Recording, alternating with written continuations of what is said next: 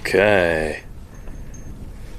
Let's see if that did it. Can you see or hear me right now, everybody?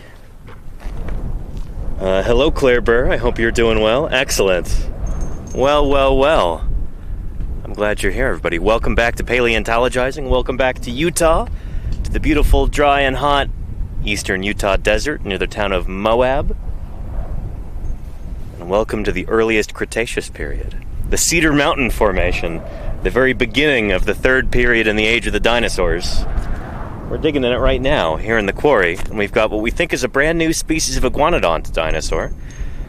So we're pretty excited about that. And I'm excited to show you around a little bit. That's the whole point of these live streams, is to be able to do some science outreach, you know? To kind of walk you through our work as paleontologists. You've probably seen dinosaur digs in the movies or on TV or in books and stuff. But rarely do people actually get to watch that kind of thing live, and that's why I'm so excited to share this with you. This is day 11 of being out here in the field, day 10 of actually digging, and we've got bones coming out left, right, and center, so I'm excited to show you some of those. Oh, and if it's your very first time here, then shoot, let me introduce myself. Where are my manners? My name is Danny Anduza. I'm a dinosaur paleontologist. So a paleontologist, obviously, is a fossil scientist. I work on dinosaur fossils in particular. Most paleontologists do not work on dinosaurs. I want to make that very clear from the start. Paleontology is the study of fossils in general, the entire history of life on Earth going back about 4 billion years. Dinosaurs are just the tip of the iceberg. But that's what I work on. Dinosaurs are what I study, what I publish on in the scientific literature, and then during the summertime, what I dig up. That's what we're doing here today. You know, when I'm not in the field, I'm streaming from my office, going over new fossil publications, talking about advancements in paleontology, answering viewer questions, and watching videos, and doing art and illustrations, and 3D sculpts and 3D printing. But of course, it's summertime, so we're out here, and I'll be out here for the next 2 weeks, streaming close to every day as I can. And those of you who have been here for the past week have seen some of the progress in the quarry. There's going to be a lot more. I've been getting a lot of bones out recently, and we're working on getting more out today. And who else have we got? Darwin says, I dig that time period. Pretty cool, right? The earliest Cretaceous is some special stuff. And Penderax Derg, how are you doing? Hello. SW Scott, welcome. Tapir says, is paleontology also looking at old plants? Paleobotany, yeah, absolutely. The study of fossil plants. We're not doing a whole lot of that here, although we do have some fragments of fossil plants here in the quarry. Shoot, I forgot to reorient the solar panels. Let me do that. Make sure we're getting enough juice to run our mobile setup here. Yeah. There's our satellite dish. There's the router, solar battery, and solar panels. That's the reason why this is possible.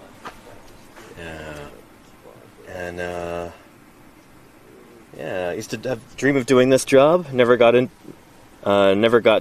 it and went into game development. Well, at Penderax, now you can see what it's actually like. Yeah. Welcome. So I'm digging with a crew from the Utah Geological Survey. It's kind of a subdivision of the Utah Department of Natural Resources. And we're here in this quarry. This is our third summer in this particular pit here. Finding all these bones of this iguanodont dinosaur. And I gotta say, it's pretty exciting. This is gonna be a new critter, and here comes the wind.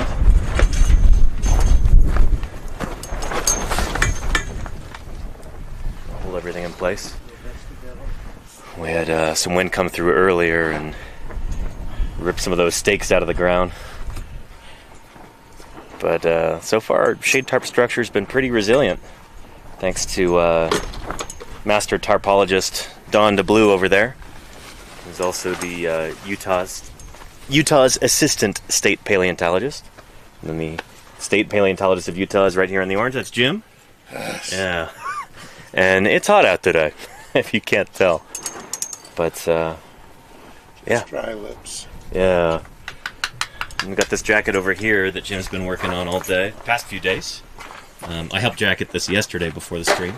Yeah. And some around the edge, and then we'll flip it probably before the stream's over. nice. That'd be cool to have a flip on stream, yeah. Yeah. So yeah, good stuff. What do we got in there? There's a pubis and then... Sternal, right. And 2 other odd bones. Interesting. Those mystery bones are always exciting. Bones. Yeah. But definitely a nice pubis and nice sternal. Yeah. Really nice. Everybody in the chat saying hello to Don and Jim. Yeah. What's the running shirt today? 5K run 2010. Yeah. Nice. Some football club thing, soccer team. Okay, cool. 2010. A while ago. One of your newer shirts. Yeah. No kidding, it actually I is. did a couple of, I got 2 new shirts this month already. Yeah, nice. 4th of July 5K and the Echo Triathlon. Oh, really? Well. White ones too, so maybe in 10 or 15 years I'll have them out here. Nice. Low Oh yeah, I can mix it. No, this is would be a help, yeah. And Darwin 1490, that's awesome. I wish you the best of luck pursuing a career in paleontology. Be nice to meet you in the field too. Yeah. Good stuff. Alright, so what Jim is going to be doing is putting some additional strips along the underside of this so that when we flip it, the whole thing doesn't spill out of the bottom. Yeah, if you do that, it'd be great. If I could do what? Oh, Don's going to mix up some plaster. Oh, gotcha. Cool. Gloves on, then I'll get myself comfortable and Nice. tuck some up around the ridge. Yeah. I think it flipped now, personally, but better safe than sorry. it's too important. It's nice, you know. We don't want to hurt them. They're in good condition, those bones. Dr. And they'll be... Dr. Don thinks he should add some more strips to it. Yes. Discretion, often the better part of valor. If we were leaving today, it would be one thing, but we're not in that big of a hurry. So Yeah. better to... When that's gone, I'll Better have to much go the more extra room to work mile. over here. Yeah. Find new bones. That's what I've been doing over here after moving that humerus the other day. Working on cutting this down so I'll have all this surface to look for bone in. Once we cut that down to the bone layer. And once again, in case you missed it yesterday, or maybe the day before, there's that humerus. I even did some jacket art on it for you, chat. Take a look at that. Iguanodont approved. But this is the upper arm bone of one of our iguanodont dinosaurs in here. There's a large number of individuals, probably like 10 or 20 different individual critters in here. The bones are scattered all throughout the quarry in this ancient kind of swampy environment. Maybe this is like an ancient swamp or a bog or something, but very low energy environment, really mucky kind of mudstone in here. Yeah. Nice new ones over there today too. Big femur, ilium. And Gabriel the Achillibator says, seeing paleontologists out in the field live on my birthday just makes this day even better. Oh, happy birthday. So happy. And with the legendary Jim Kirkland too. Yeah. Papa Jim. Jim, can we have you say happy birthday to Gabriel the Achillibator? Yes. Happy birthday. Wish you're out here giving me a hand. I need it. Gonna be an old man. Do it while you can. Thanks, Jim. Yeah. Awesome. Sage advice from Papa Jim. Where you're all crippled up. That's what your major advisor is for. The job is to cripple their grad students, and those grad students get to cripple theirs. It's a chain of life. Again, it's cycle of violence continues. All right.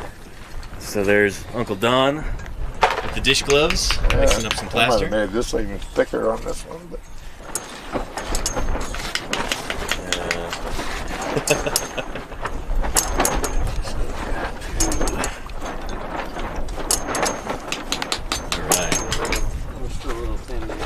yeah, it's a bit thin. So just putting kind of like Yeah, an maybe put a little more underskirt on plaster. that. Do Protect you it. want to just give me another little tap scoop? You bet. All right. Put it on there. All over the surface? Yeah, just Distribute it as widely as possible? Just Yeah. a little soupy. activity when trying to stick it to the underside. So. Much attachment. A little bit more like paste and a little less like. And Steely Dan, I don't think that's an Anomalocaris on Jim's shirt. Unless he's got one crawling up his back or something that I didn't see. No, I think it's supposed to be Gastonia. That's one of Jim's dinosaurs on that shirt. Crown of Ankylosaurian development. Evolutionary's high point. It's all downhill from there. It is. Evolutionary high point of all we have this vertebrate excessive brain power that could destroy the planet. I mean, heck. Everything was better in the Cretaceous.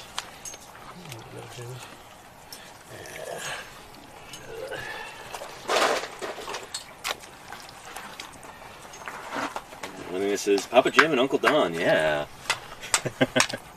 Stick up there. I usually try to keep us separated, but every once in a while.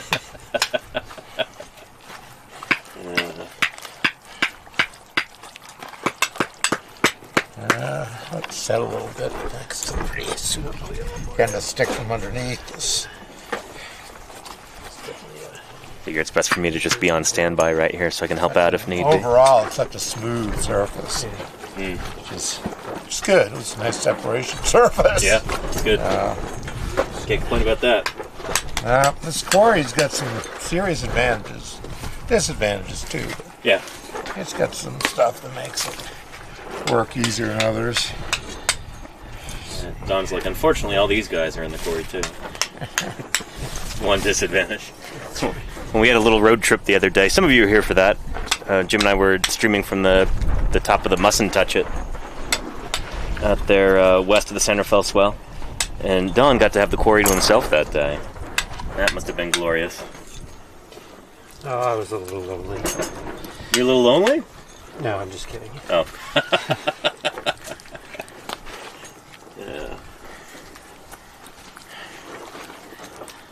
Then Sibley says, do we know what bones are in that jacket? Yeah, I mentioned that earlier. We've got a sternal, which is kind of like equivalent to our sterna, I guess? Yeah. Yeah. They fuse together, you know. Yeah. Yeah, so. Or is it, what was it, Ethan? Sternum. Sternum, yeah. Yeah, well, plural of sternum is sterna, right? Okay, so you're saying I was trying to. all of us humans with our sterna. Is that what you mean? I guess so, Yeah, yeah. we have one. That's my story. We'll go with that, yeah. Let's run with it. Yeah. So we got that. We got a pubis, which is We have something to put on this back hip side. bones from toward the front of the Kneeling on a pelvis. strip there. Well, kind of the front. It's an ornithischian dinosaur, so you know. And then some mystery bones in there too.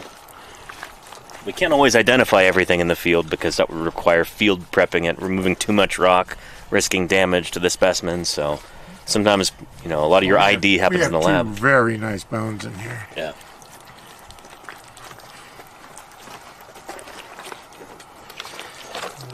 We got one more. I don't know. Should we just throw it on top, or No, there's no. got a spot for it? And how long will this take to dry? So it's not just drying. There's also a chemical reaction that's going on when you've got the plaster starting to kick. At this temperature, it'll be pretty quick. Yeah. It's real warm. It's got a nice thicky texture already. Nice. Improving vastly over what was it? 5 minutes ago. When this sets up, it'll just be. Now we'll make sure it's tucked up. Well, there's no point in doing this. But yeah, this will be a good one. Just the right amount of plaster too. This will be. That's the Don's a pro. one of the arts. Is Yep. since you add water or plaster to water, you have to figure out. Yeah. We really won't need to Right cut amount of this water at the jacket beginning. down much. Yeah. It And looks. then I flip bet, it. yeah, this Manageable. will. It'll be easy to top jacket since it's almost all already Yeah. all top jacket. So. Stick it. But yeah, you won't get the excitement of having a jacket just collapse in on itself. It's flipped. You know, Boreala peltis situation. I was up on a hill when these guys did that. Oh, Remember really? this section? You were there in Alberta? I heard. No, this was the Tyrannosaur jacket. was really hard rock they were coming down, and they were trying to split this off at the bottom. Uh-huh. And I just said, I'm going to stay up here for a while longer. I was like, I'm not going down there. Every once in a while. And we're not digging up Utah Raptor here, Legend 102. But you know who did dig up Utah Raptor? It was Jim. It's one of his babies. And Yurgavuchia could be the ancestral form. It seems to be Utah Raptor, related. yeah. You know. So Utah Raptor's from a little bit higher in section than we are here, the upper yellow cat member of the Cedar Mountain Formation. So a few million years younger than these dinosaurs that we're digging up. Yeah. But from almost the same... much 136 to 134 is probably when its reign was. Okay. Yeah. And this guy's more like 142? Yeah. Yeah. Along with... is Yurgavuchia around 142 as well? Yeah, or? it's in the same bed. Same bed, okay. Yeah. Nice, yeah. So, it's another one. I didn't realize that. I thought... Yeah. So our guys thought to be... Don's place, that's the first thing he found was that Yurgavuchia, yeah. Coming out of the ground. Nice. So Don DeBlue, discoverer of Yurgavuchia, right here in the quarry with us. Yeah. So is this guy coeval with Mierosaurus, or is Mierosaurus slightly... No, it's same fauna, okay. Yeah. Nice. I mean, maybe 100... But, Century? Yeah, this is all the same. I mean, over a period of time. So when we talk about these bones getting stepped on, you might mean like they were actually crunched by that Mierosaurus walking through. Yeah, or another Mierosaurus. Yeah. Yeah, we know these bones were here when they stuck. Yeah. Yeah, these bones were already buried. Yeah. Remember, its foot came down to about here. Really? Yeah, and then when we dug under to separate it, so then we found big iguanodont ribs, beautifully preserved, and we go, ooh, there's another level. I mean, way down. The leg was going down. Yeah, so it's preserved. If it wasn't for that thing getting stuck in the mud, we would never have found this level. Wow. We would have stopped before hitting it. Salute to that Mierosaurus. Its sacrifice was not in vain. Yeah, there's no way we would have found this other than we had to go under that foot because it was going down so steep. Nice. Yeah, that's such a cool story. Serendipity. Yeah, I think some of the other jackets we hit some bones under there too. Yeah. Not that far. Yeah. Well, we did when we got under the forefoot too. We found some stuff. Because the front foot was also sticking out. Yeah. Are Deinonychus known to be found in this area at a later time? Not in Utah, but like at a later time. CF Deinonychus. Yeah, oh, really? From the Cedar Mountain or Cedar Mountain and Dinosaur National Monument. Really? Parking lot. Oh, wow. Barker found one and had it for 20 years before they finally got it back. Dan Cherry used to say if Barker stepped foot in Dinosaur National Monument, you'd have him arrested. Wow. Yeah, he was on that excursion with Dodson and McIntosh and Kay Barron's, I believe. Yeah. Yeah, it was during that excursion. Barker was running up, found some bananas at Cedar Mountain, right there by the parking lot, and collected them and took them. Shoot. So that would be, what, like poison strip equivalent or higher? Yeah, well, it could be even equivalent to yellow cat. Really? No, it's just Ruby Ranch level. Ruby Ranch, okay. We don't name the group, the things up there, but yeah. For that animal, it would have been in that higher level. Gotcha. There's no detailed records. Gotcha. It's kind of a snatch and grab. Intrigue. And well, that's not even intrigue. That's just like malpractice. Just I shared some nice figures about. I mean, I think that his strat there was pretty sound. But he published it in a real good format. Yeah. Sad. You had to publish. So also in the quarter, we got a small group today. It's nice, cozy. Got Ethan and Fisher here too, and I'm gonna get back to do some digging. I'll flip this in about an hour. About an hour? It's set. All right. You already can tell it's already pretty dang hard. Nice. Yeah. Give it another hour. This will flip easy. Yeah, I mean, shoot, this was wet like 10 minutes ago. Yeah. I feel under there. That's totally new under there. Oh yeah! Wow. Yeah. See, it's amazing. Yeah. It sets up so fast. So warm. The chemical reaction. It just yeah. stimulates it. So that thing will be ready to go. Yep. Self Universe says, "Do you sleep out there in the desert at night?" I mean, we try to. It's pretty hot sometimes. I got electric fans in my tent. Nice. But yeah, we've got some tents back over there. Everybody's got their own personal tent. Pretty nice. I tell you. Last night was great. Last night was pretty nice, actually. Kind of cool. And I yeah. gotta recharge them. All right, I'm gonna grab my water bottle and then get to work here. I used all the juice in it.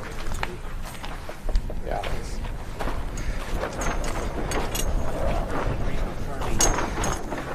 Yeah, I can lay across this. Got some ice in here. See if any of that's melted.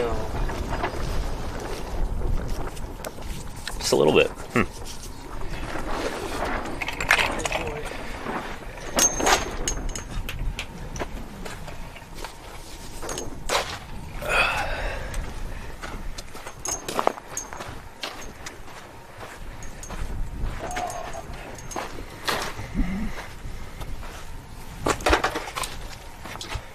Okay.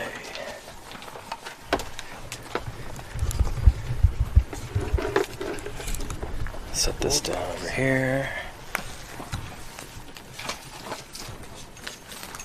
So, Danny, Yeah. what you been hearing about the Cambrian of Utah lately? Well, Jim. Funny enough. Yeah. Yeah, Jim's really excited about this new paper. Just came out this morning, yesterday. Well, I first saw it last night. Yeah. Like, whoa. We've got a new ancestral vertebrate animal from the Cambrian of Utah just published. Really cool. And yeah. Oh, and Okami, thank you for the raid. Welcome to Paleontologizing. It's good to have you here. Thanks for joining us. Let me know if you got any questions. Where do you find this? The Nuka Ichthyes or something? Nuka Ichthyes, I think. Yeah. Let's see here. First Cambrian vertebrate from the Western Hemisphere.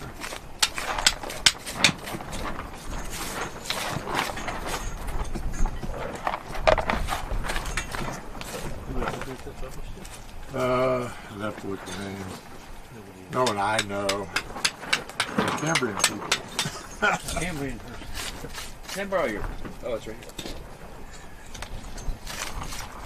That stuff is every bit as important as this stuff.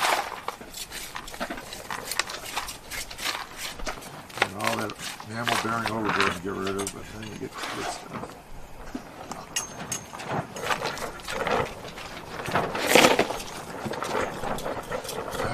There we go, yeah, from Sci News. Fossils of Cambrian long-headed chordate unearthed in Utah. So that's east of here. We were just talking about the Cambrian of Utah yesterday. Jim, were you tipped off that this was coming out? Not at all. Really? So just coincidence? Well, I don't know what.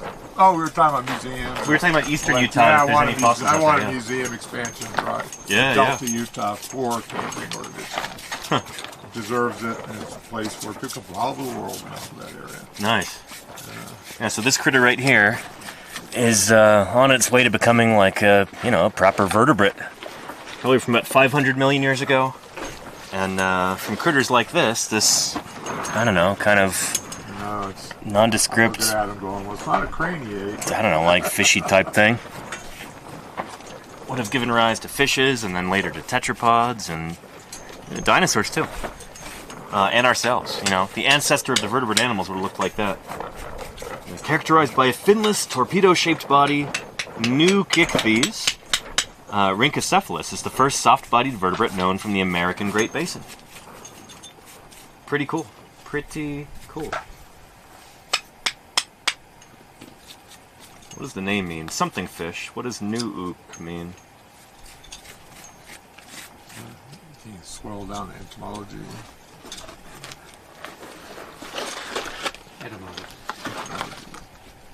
Is it there? Is there access? Man, I've cut up my hands good today. Yeah, it's open access. All right. Royal Society Open Science. Very cool. Yeah, Don will get you that book. You're going to appreciate Utah much more. All right. We're not just dinosaurs. Yeah. Dinosaurs would have been enough, but I don't work on that. Utah but goes hard. Yeah. That's awesome.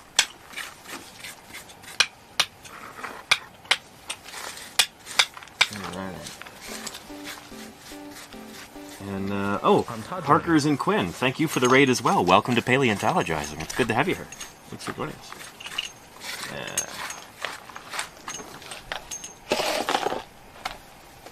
And Midi Moonstorm, we are in eastern Utah near the town of Moab.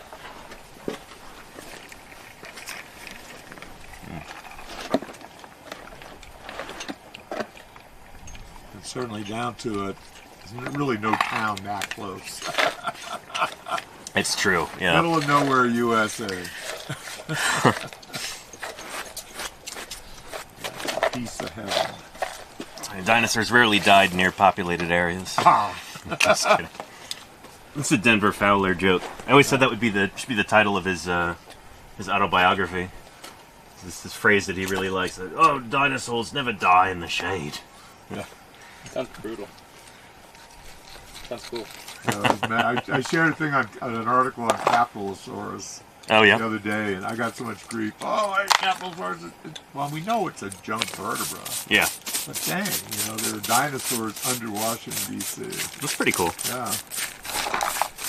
And there's a big theropod cloth in there too, right? What's this? Was that done? There's a lot of dinosaurs on top there too. Yeah.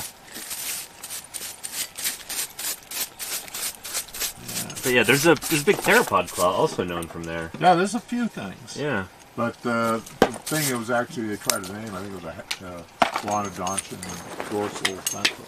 Which is pretty diagnostic, but... Yeah.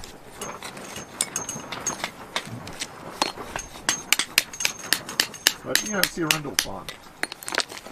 They should just adopt something from the Arundel and say it's official Washington, D.C. dinosaur. Because they're all under there, Yeah.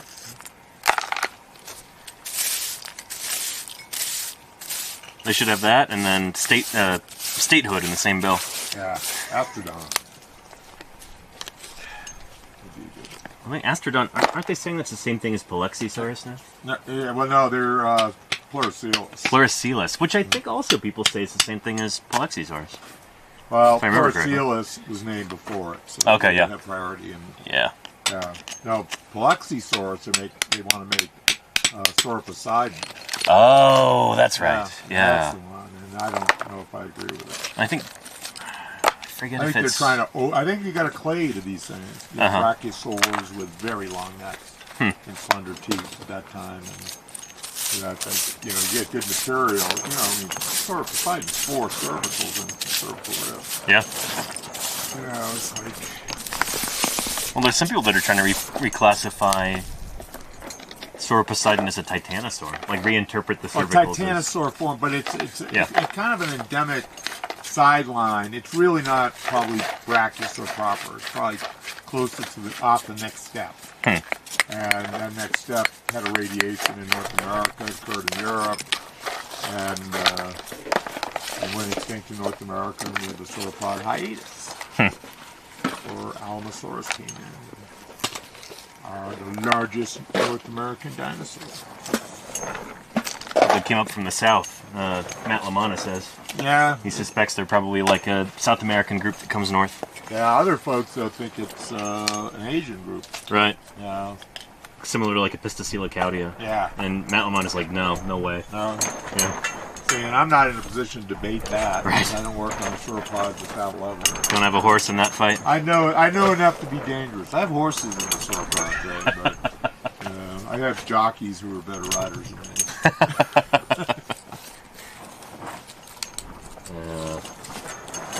And Alexander Morrison, I know for a fact that Jim Kirkland has seen the artwork of Brian Eng. Yeah. Oh, absolutely. Yeah, they've had many a conversation over the years, for sure. Many heated conversations. Yeah, maybe heated conversation. Disagreements over some... Yeah, we have different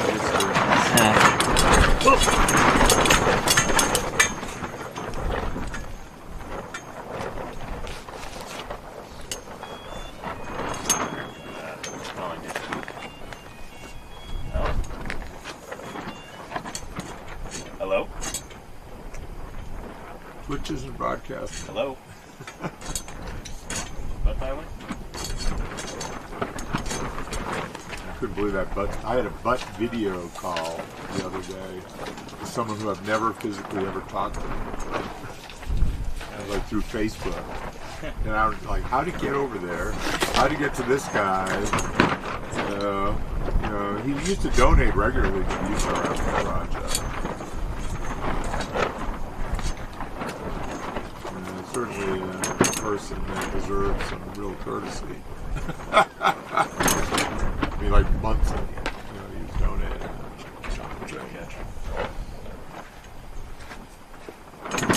Oh, yeah, that was like, oh, I recognize you. What the heck are you doing in my butt? Jay Dunk says dinosaur ghosts have been angered. Apparently, the wind. Like they'd send some clouds our way. Which would be with wind and lightning.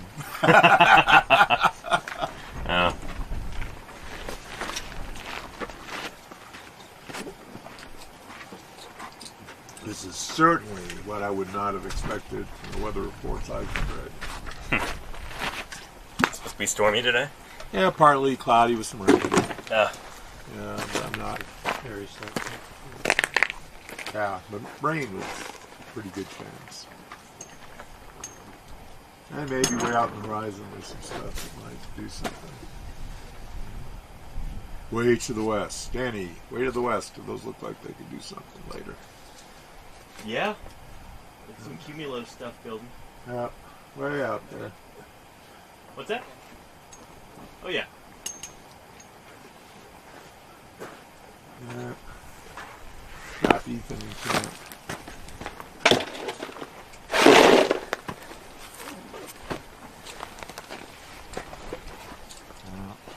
Gone are the Cretaceous fossil beds. Maybe we can fix the road. Be nice. Just the mud hole. Otherwise it wouldn't be bad coming in and out of here, even in the rain. How's things going with you, Fisher? It's going fine. That's the shortest brush. My goodness. Wow. Sometimes you use 2x4s to get rid of the excess dirt.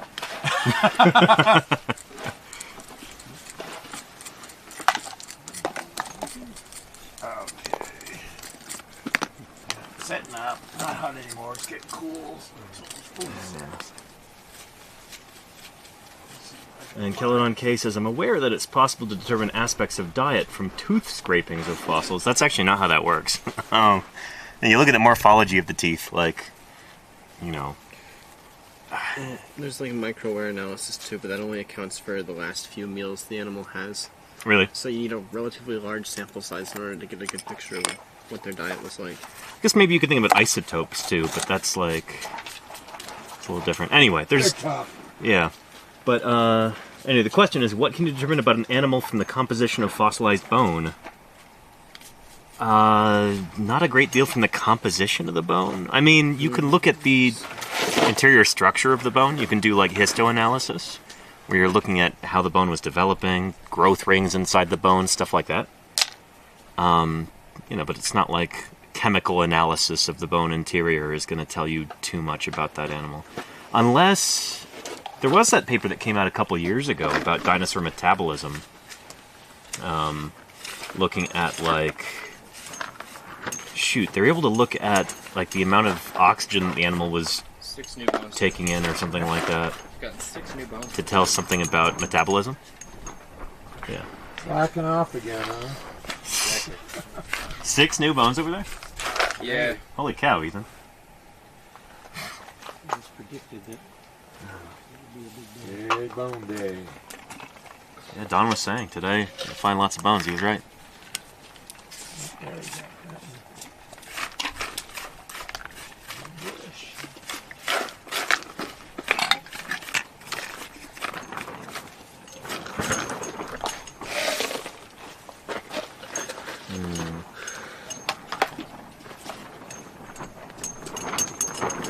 Let's see.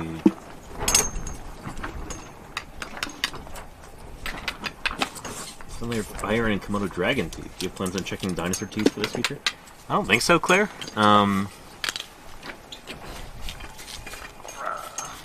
Yeah, I don't know. I don't know enough about that. Damn it! Sorry, excuse me. My tray, I emptied it, now it's gone. Like, It's behind that rebar. I'll get it. behind the rebar. On your 6. Way back there. Out of visual range. Where'd you go? Yeah. I could use that myself. You get a chance to refill it.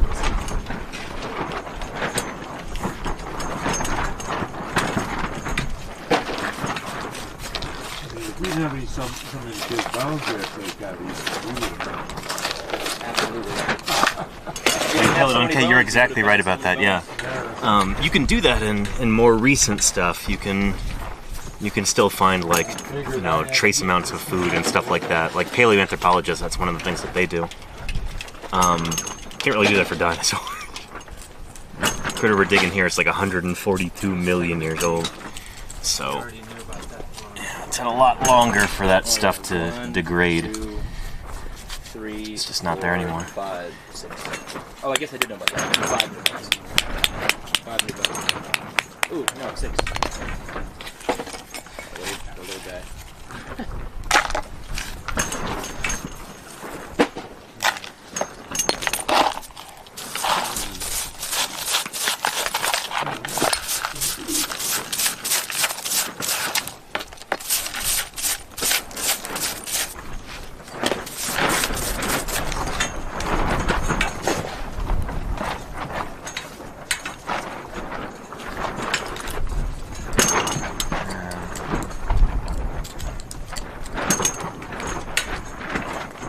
So how's it going today? Pretty well. Better now that you're here.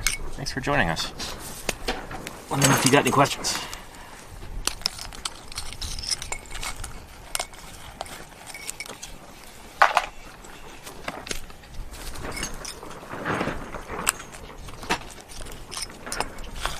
What time you heading in? When we're done. Oh. Yeah.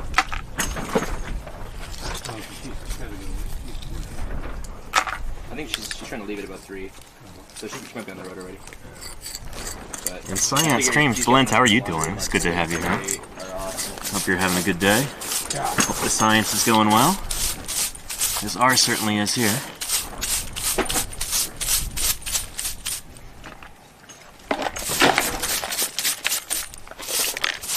It is flying by.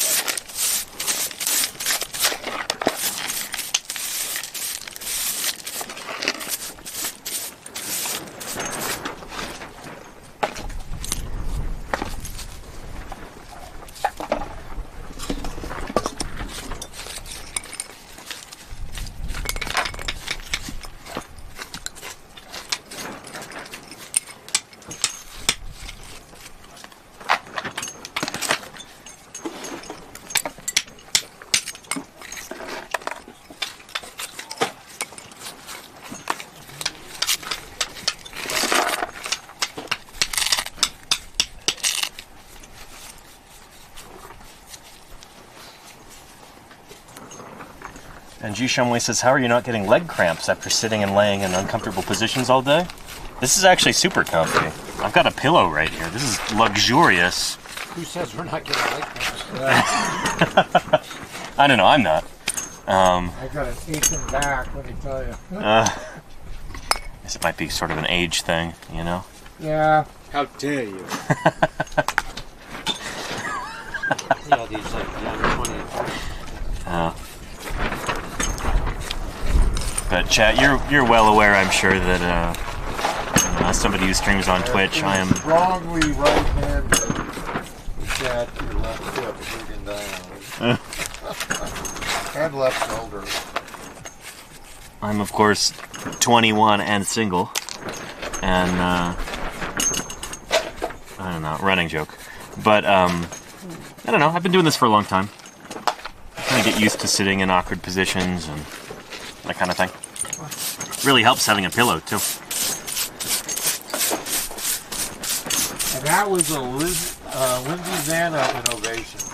Really? She started bringing pillows out. Lindsay Zano started bringing the pillows. Interesting. You had to give credit to whoever you're stealing your ideas from. These pillows in the fire. Oh yeah? Yep. Oh, I never used small. them. I want to have this little back. Stupid little garden pads. Get some pretty nice ones. He likes to sew too, so he was off.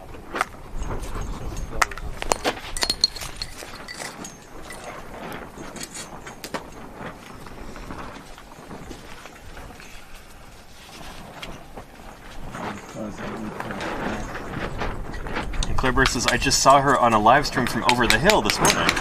Really? You saw Lindsay? Oh, maybe Lindsay is over there in the Mustn't Touch It. Well, I bet, I don't know if she was there, but their crew, I'm sure, one of them. Yeah. You know, one of their multiple crews. We drove right by their camp the other day when we did that stream from the Mustn't Touch It. That was, It was them from all the pillows. yeah. They have a garage. That was pretty funny.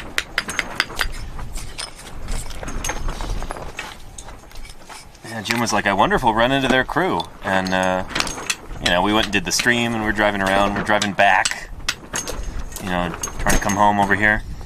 And then, like, there's this tent and this, you know, collapsible garage structure and stuff like that over there, too. That must be their camp. There's nothing else going on out there.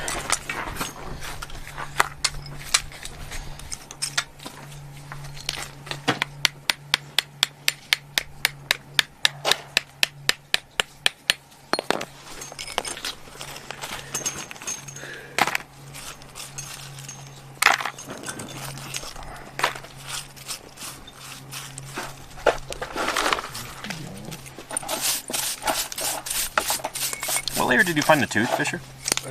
Right up here. Up there, okay. I'll know to be careful when I get to about here. Here, yeah. This layer. Yeah. That's more teeth. That'd be fun.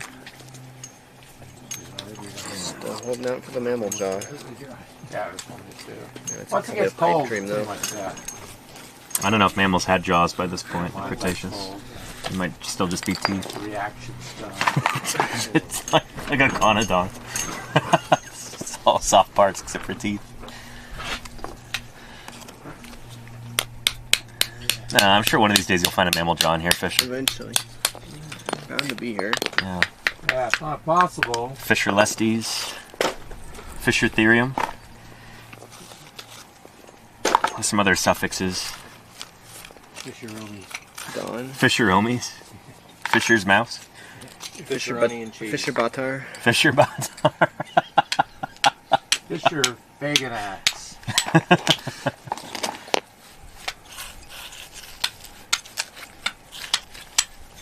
The Lord of the Fisher Eaters.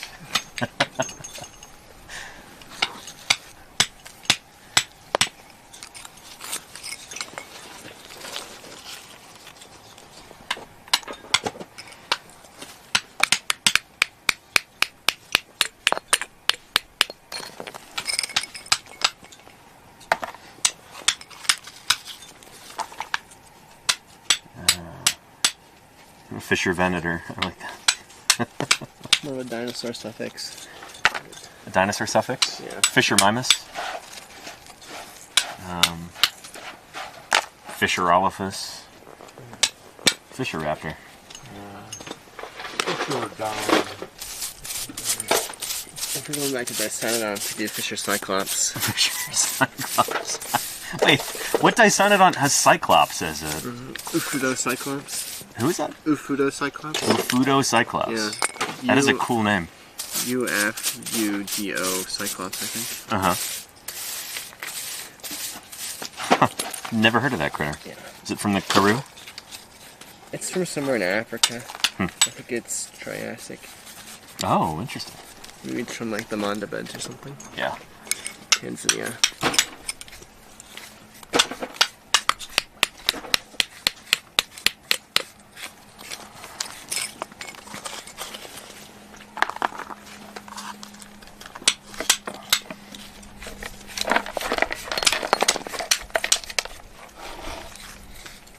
Fisheranodon. No tooth fisher. Fisher with no teeth. Maybe someday Yeah. I'll be a dentalist.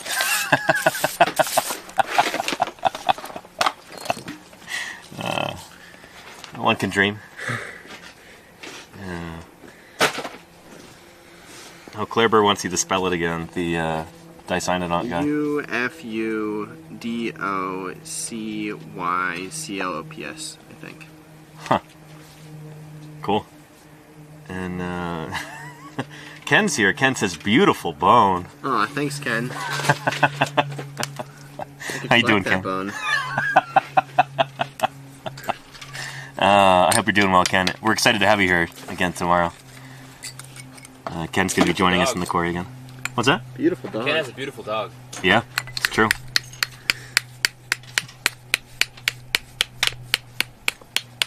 Inside jokes.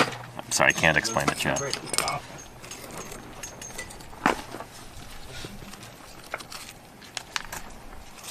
think it's named Dennis.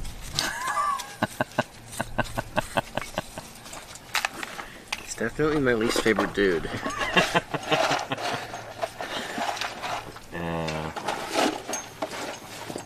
And has he found any more teeth? Fisher finds everything, says F. Mike. Yeah, Fisher the Micro King. No teeth yet today, but he's going to find a mammal jaw later on stream. Just watch. Boykin green. Yeah, so can a man like you, Fisher. My son.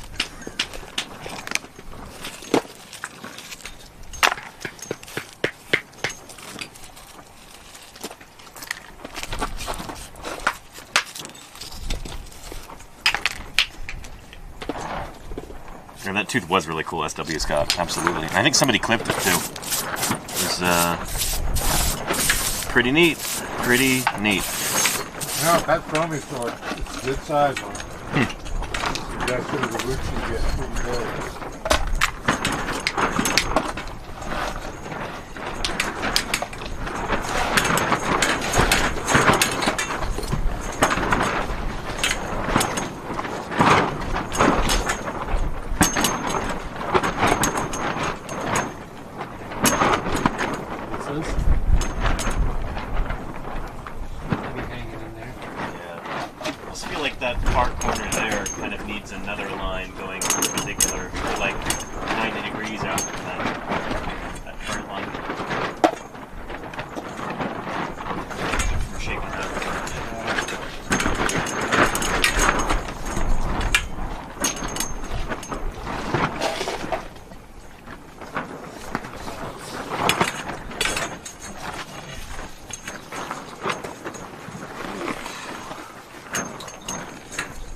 Gusty today? Yeah, a little bit under control. Not too bad, but enough to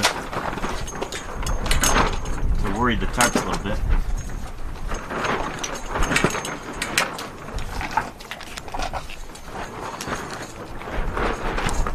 Huh. You seen it behind me, my spray bottle? I noticed it.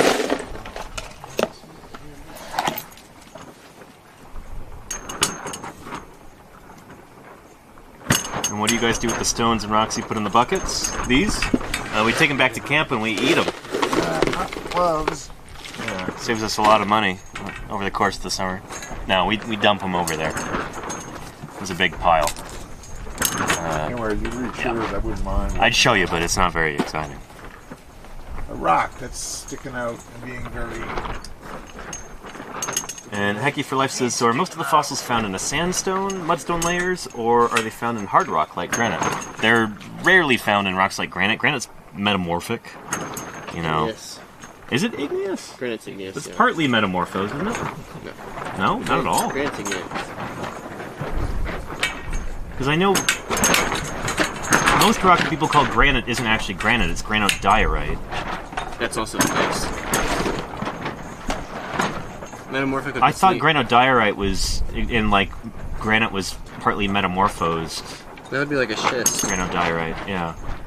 Completely misremembering It's this. just a little bit more mafic. Yeah. More iron. Okay. Anyway, we find fossils in sedimentary rocks, so those can be sandstones, mudstones, siltstones, shales. Hackstone, waxstone. Yeah. Wish I had something to rhyme with that. That would have been cool. Put a beat behind it. The salt is industry. So yeah, the rock that we're working in right now is mudstone.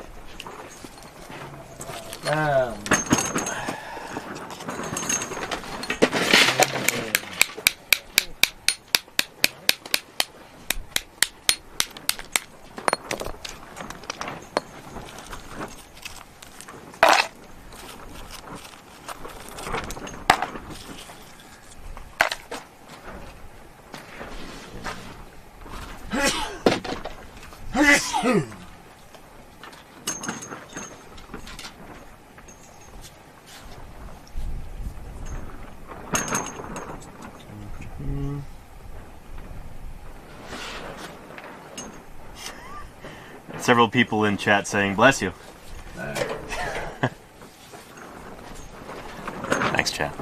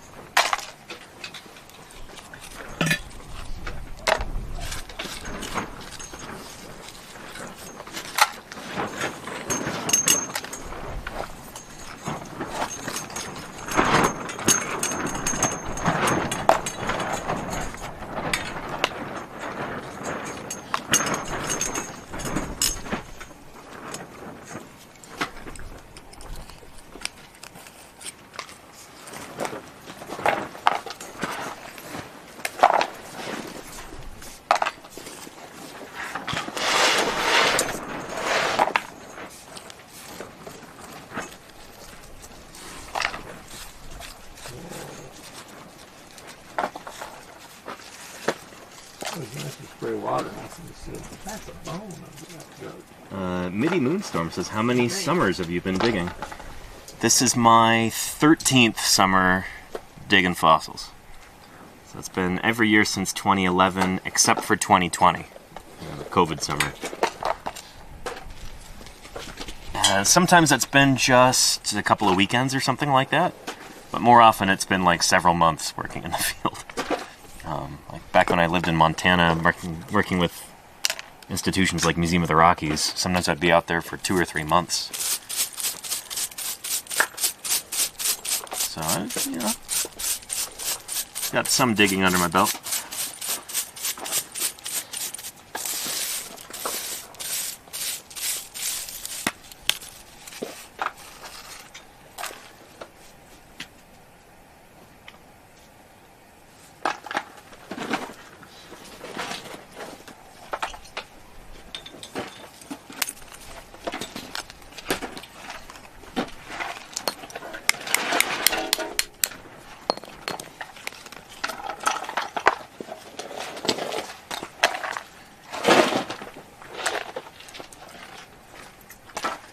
HD says, your tool reminds me of my dad's old screwdriver. Yellow handle with black rubber sleeve. Yeah, this is all that I got from, I guess, Klein Tools? I forget where I got this.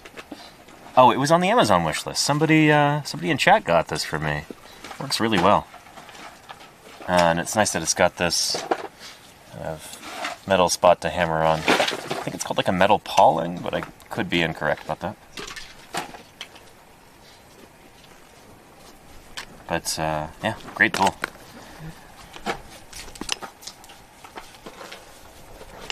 Use it a little bit more over here.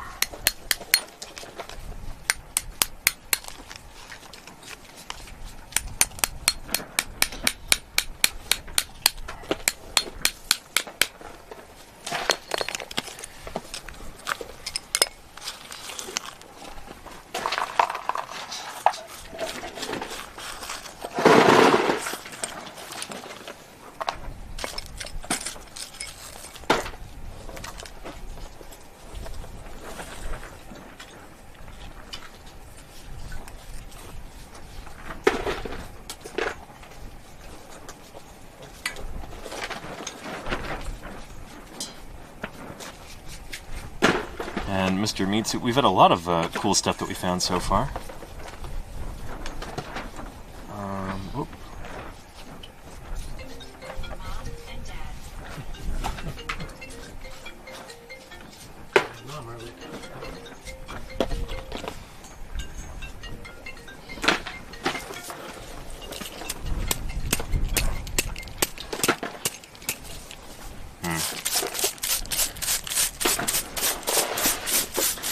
It's nice that we can actually get phone reception in the quarry because of the satellite internet. Normally that's not really a regular occurrence here.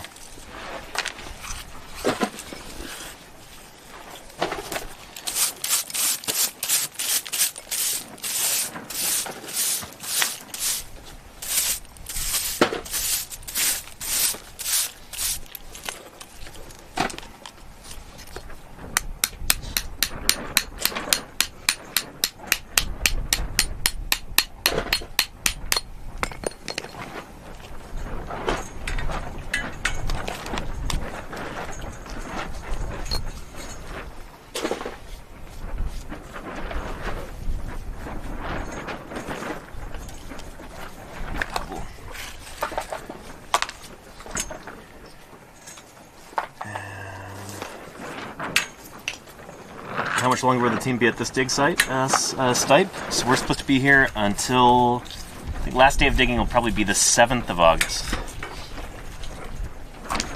Unless something changes. But that's our current plan. Yeah, I really need to update the calendar, I guess, but I'm not sure if I can do that from my phone. I probably can.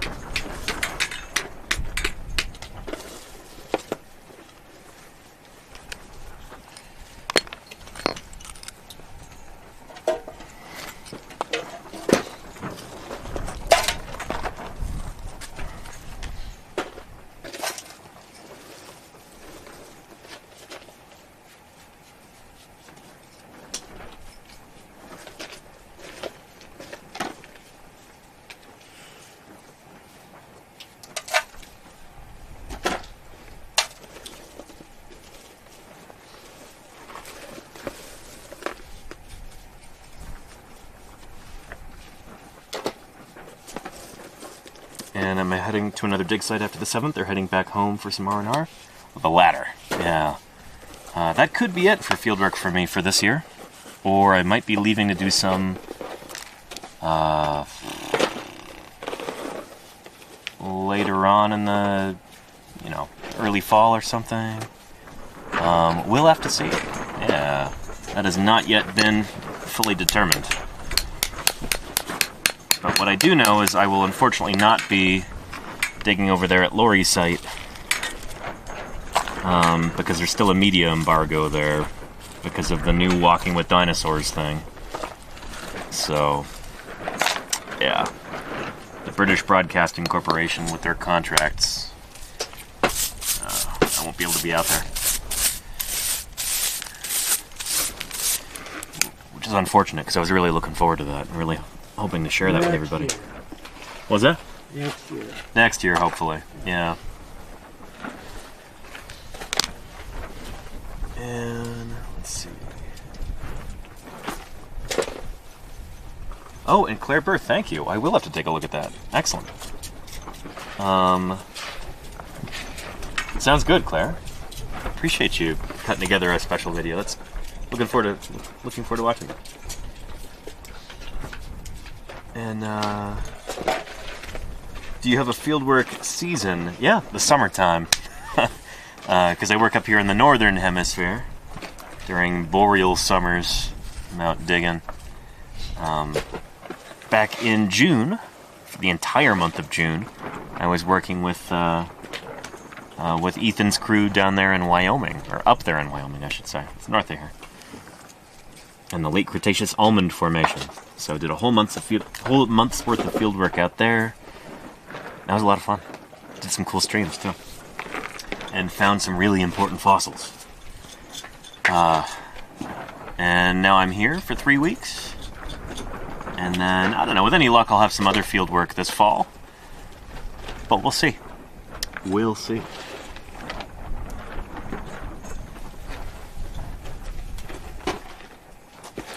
And the first room you saw was in Wyoming. Very cool.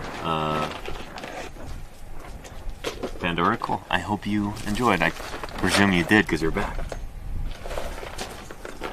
HD says we need to get Danny signed up for a Patagonian dig. That would be pretty awesome. I know a guy now, so who knows? It's possible.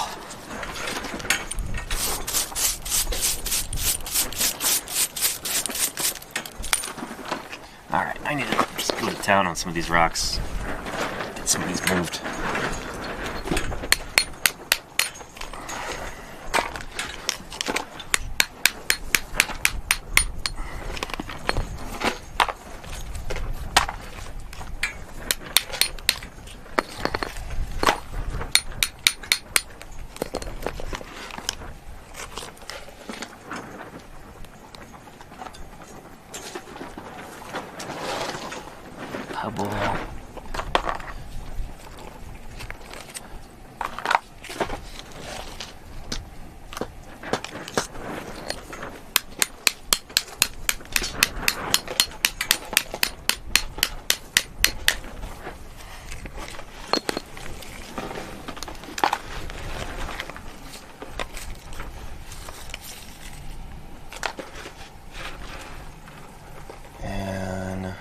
Too Tired to Care says, how do you get paid for this kind of work?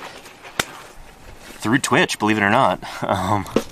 Yeah, I'm volunteering here on this cruise. I'm not getting paid to be here, but I make my living through science live streams.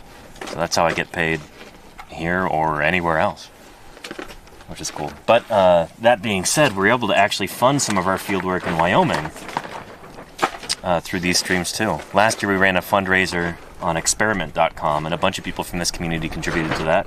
And this year we actually had some donors from this community who wrote us a check to be able to be out there. And that was pretty darn awesome.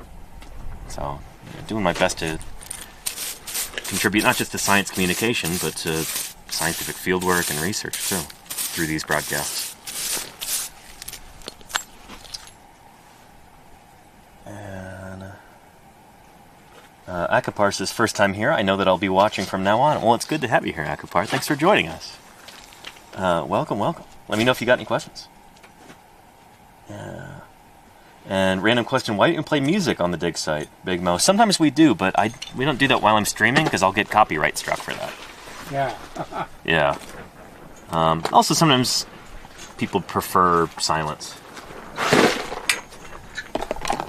But, I don't know, last year on Sunday mornings in the quarry, we'd listen to a local radio station that had a morning reggae show called Ja Morning. Is that the radio station out of Moab? Yeah. KZMU? Nice. Good stuff. Recommend. Yeah. But we were doing a bunch of overburden this past Sunday, so, shoveling and jackhamming with the jackhammer. You know how it goes. So. Ooh, what do you got there, Phil? Some long guy. Yeah. So I Nice. spent the last 15 minutes looking for the little top piece, but I don't know if I'm gonna find it or not. No. Here, can I show the camera? Go ahead. All right. Here, take a look, chat. Fisher's got a brand new bone. It's pretty small so far. Check that out. Plunging down. Interesting. Yeah, a lot of the stuff in the higher layers seems to be going kind of more vertically. Right. Given this was like a mud pit, probably getting stepped on by big sauropod dinosaurs. Yeah. It kind of makes sense. Had some dino turbation going on. Nice. Thanks, Chris. No problem. Yeah.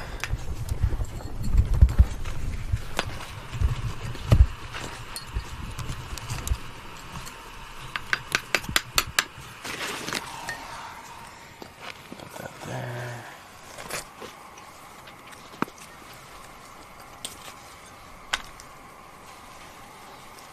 Yeah. And is that a spine? I'm guessing it's some sort of a little, metacarpal, something like that. Phalanx or something. Phalanx. Could be a phalanx, yeah. It's long and thin. Huh.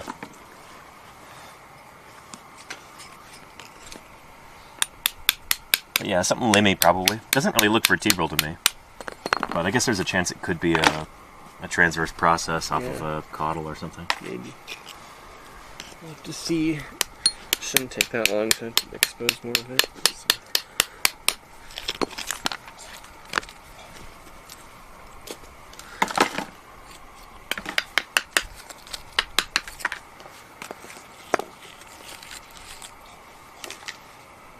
And let's see, from Mr. Meatsuit, my last dig was in a creek bed in Texas. It's unreal unearthing an ammonite fossil the size of a truck tire. That is pretty cool. Shoot, do you know what formation that was in? Jim here has done some work in Texas, in the Cretaceous. I'm assuming you're working in the Cretaceous of Texas. Twin Mountains, yeah. Twin Mountain Formation? Yep, Appian. Nice. Iguanodont gray bone bed. Partially falling into mud clouds. Very cool. That is interesting. Hot. July. Oh man, Texas in July. Yeah. Done that. Oh boy. Wow. What was that like, Ethan? Pretty miserable. This is even hot. Yeah. Oh, wait a minute. 10 formations. Penn Formation? The Penn Formation. Penn Formation. Yeah, it's a marine unit that underlies the Aguja Oh, interesting. near the border with Mexico. Okay, cool. Collected a big ichthyodectid fish. Yeah. Very hot. Is that with Andre? What was that? Was that with Andre? It was for him. He wasn't present, but yeah. Oh, okay, cool.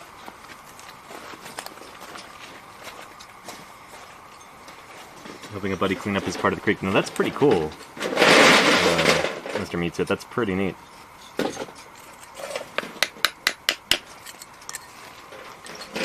And ADND Mike says Texas in July this year hasn't been so bad, really. Last year it was the surface of the sun. Well, I hope it continues to not be so bad this year. Get some respite from that. That sounds lousy.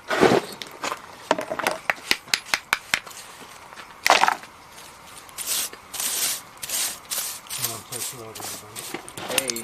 Hey, Mom. Is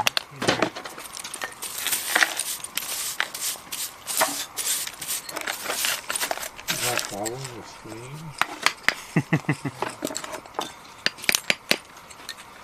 She probably would need a digital assistant to get on there.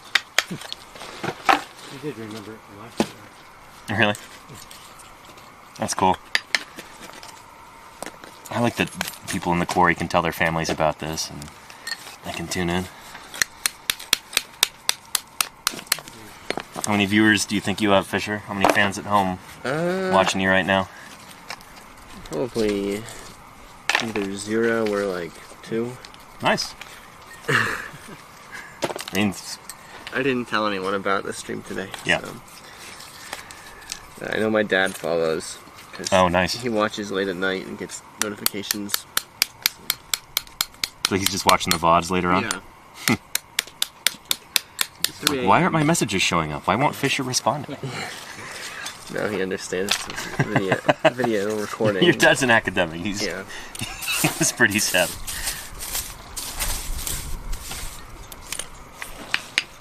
Yeah, what do you got there? Good.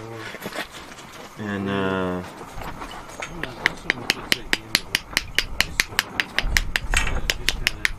let's see. If I get a business degree, can I spontaneously work for you as a paleontologist 20 years down the road? Asks Ooey Gooey Butt Pastry. Ooey Gooey Butt Pastry, yeah, I mean, shoot, not everybody who wants to work in paleontology has to become a paleontologist. Honestly, we've had people contribute to our work who are, you know, business people, lawyers, medical doctors. Yeah, you can either volunteer on a crew, you can support a crew financially. I know I got a little thing here that came up here. There's a lot that you can do. Absolutely. We had somebody out with us in Wyoming for a few days. She's a lawyer back in Pittsburgh, and it was really cool having her in the quarry and getting her help with stuff. Not legal stuff, you know, with excavation stuff. Yeah. And let's see, Octavius King, how are you doing? Welcome to Paleontologizing. It's good to have you here. Welcome to Eastern Utah. Welcome to the earliest Cretaceous Cedar Mountain Formation. We're here digging up an iguanodont dinosaur, and I'm glad you could join us. How was your stream? How are all the rats doing? I hope everybody had a good time. It's good to have you here. And it's live diggy diggy. Exactly, Voltmog, yeah. Shoot, I should be doing that. Less talky, more diggy diggy. Jim's like, yeah. Your job is to dig, talk, keep folks entertained. I gotta dig too, though. But I appreciate your understanding. That's how I pay the bills.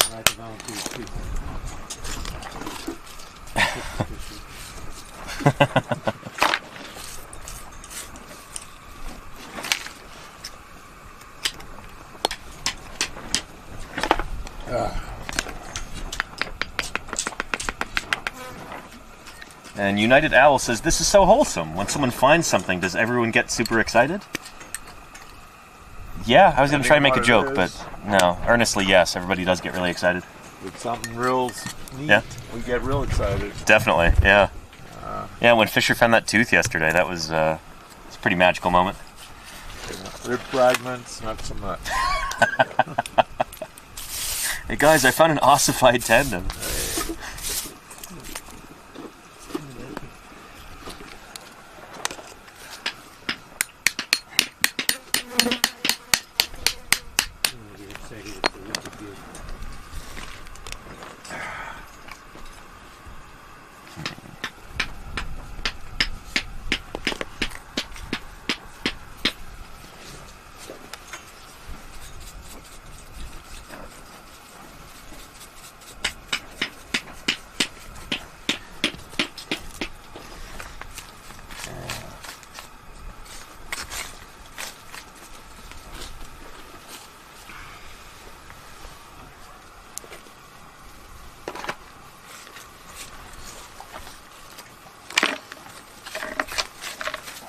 Don, do you think there's a liniment like that?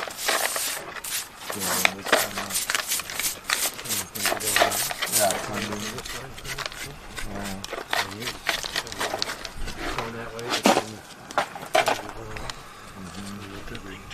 Yeah, I never get that. I mean, it's. Yeah, That would it's. be interesting to put more of those maps together.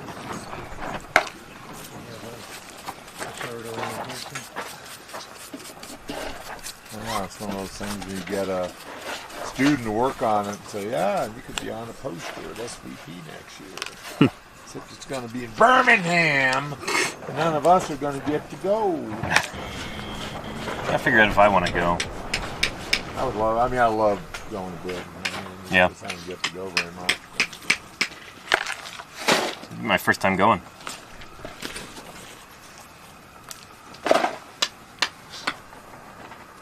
Now white, I love the white. Gosh, I've been able to do that twice. It's just nice. I like Spain. A lot of ways, you think everyone goes Gobi, but Spain's the Gobi of Europe. Portugal, those magnificent places telling magnificent stories.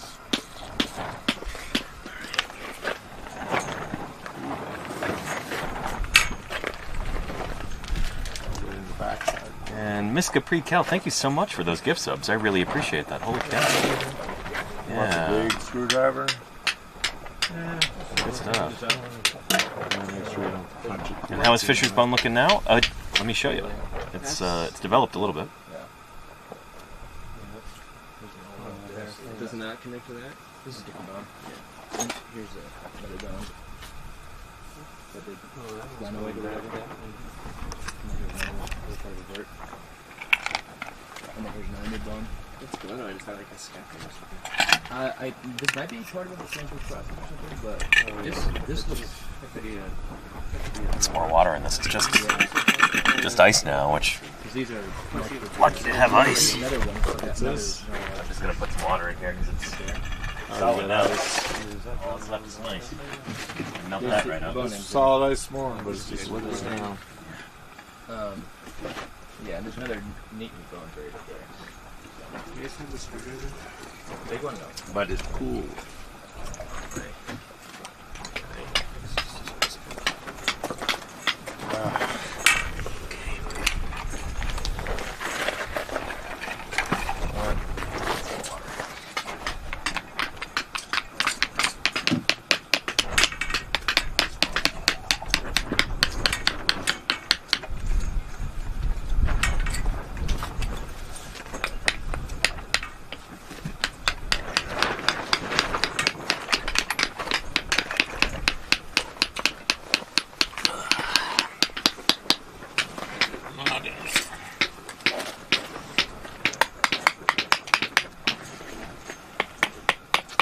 Figure out where my bandana went the other day.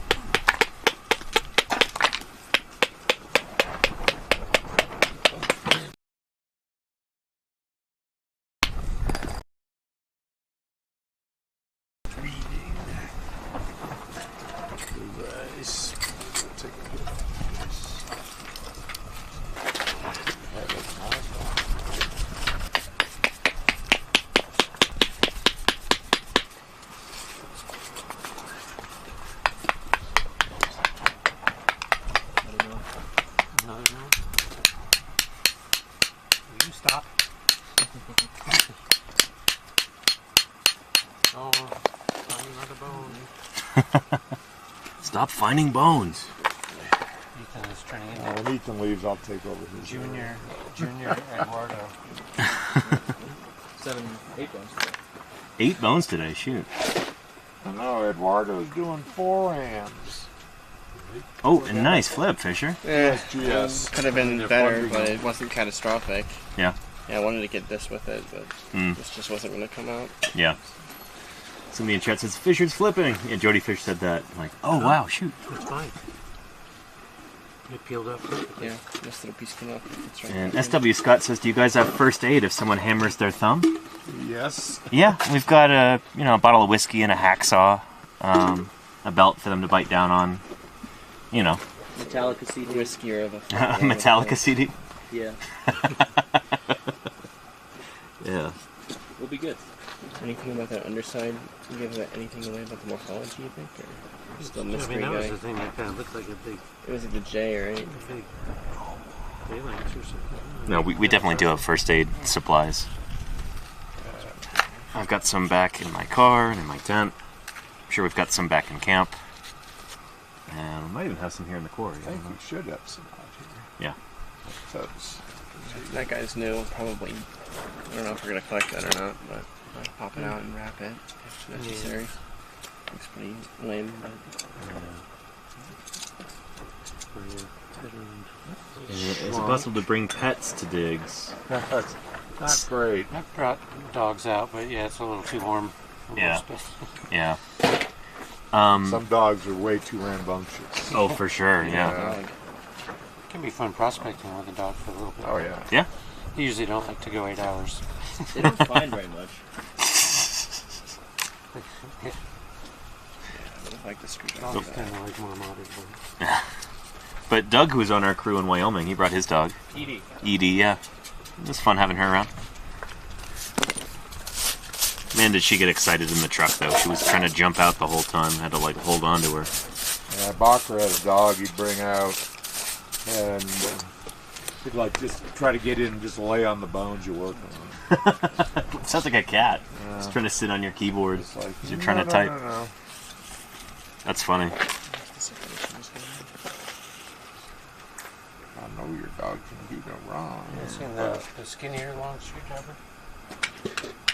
And Crimson Carnotaurus says, wouldn't it be risky for pets with coyotes in these On areas? the bottom of the I mean, I guess if you bring a really small dog and leave it outside your tent at night, then maybe coyotes would go after it, but I don't know. Coyotes are generally not, a danger to dogs. I don't know. Some suburban areas. Yeah, suburban areas, I guess that's, If you got little they'll eat a small dog, dogs, but yeah. I know. Little dogs. Get a little dog running around and coyote can't find it. Yeah, little dog. They certainly eat a lot of cats, too. Shoot. Almost every lost cat sign that you see in any given neighborhood, chances are it was coyotes that got it.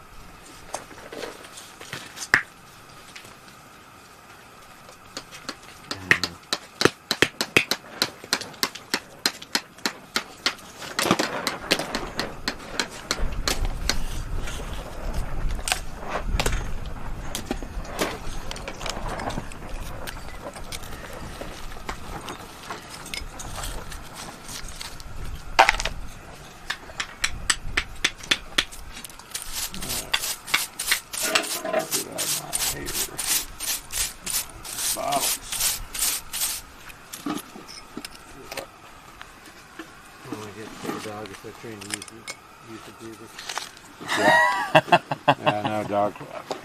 Basin.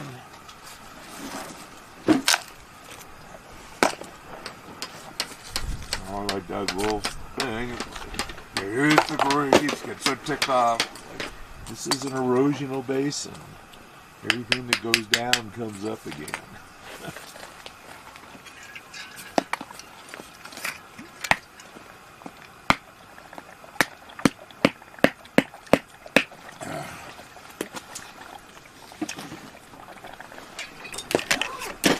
I should show you Rezo's all the bones she's been showing me the last few days from doing stuff. You know what this is? No. Well, As soon as you get a hold of it. Yeah.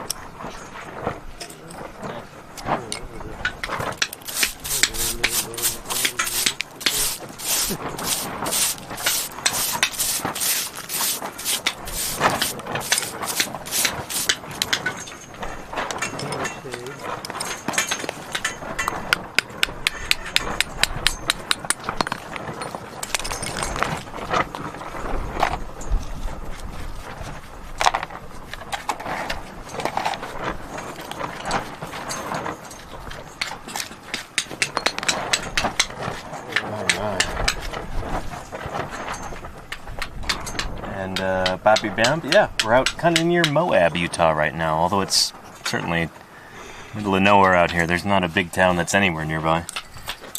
Moab is the one that people outside of this area tend to know, so we put that on.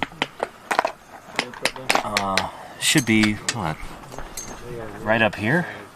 Up here, maybe? The upper left of the screen? I don't know if you can see that silhouetted against the tarps. But yeah, out here in the eastern Utah desert. And Lenina, thank you for gifting that M33. I appreciate that, Lenina. Thank you, thank you. Yeah. And your sister got married by Moab. Oh, very cool. It's a beautiful part of the world. This is, we're pretty lucky to be here. Some of the prettiest rocks you'll see anywhere. Right, 100% it sure goes here, but semi-good.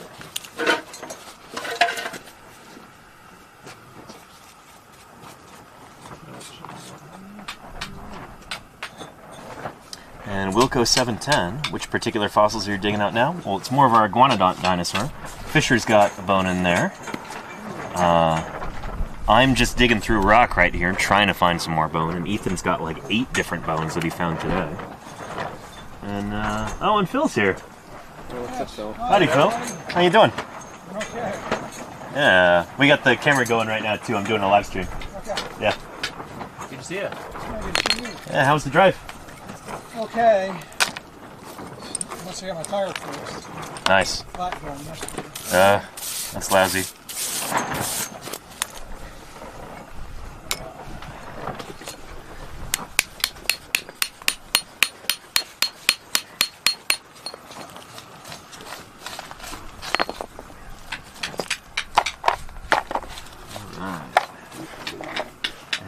No, not Phil Curry. Phil Policelli is here. Although, Just joined us, yeah. on a fisheye lens, you might be mistaken for Phil Curry. Could happen. They're interchangeable. Changeable parts. Slightly less fancy version. But Phil made the undercarriage for the Utah Raptor Mega Block. So he's the reason we were able to actually get that out. I say we, I mean Jim and co. The royal we of science. Yes. It was pre-built, Jim. It's a bit like a Pico or a Kia. Yep. It is pretty impressive. It snaps together.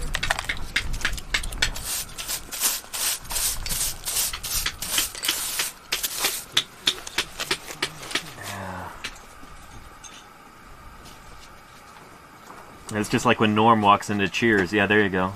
Hey, Phil. Hey, Norm.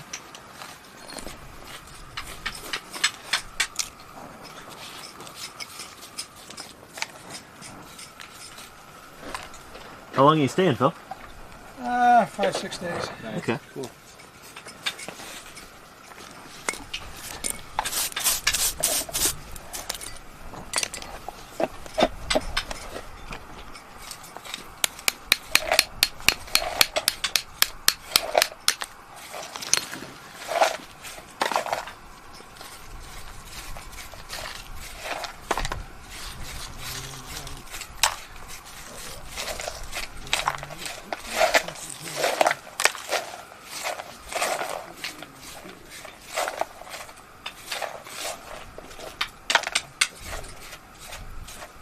And Wilco, hey, thank you for the kind words. I appreciate that.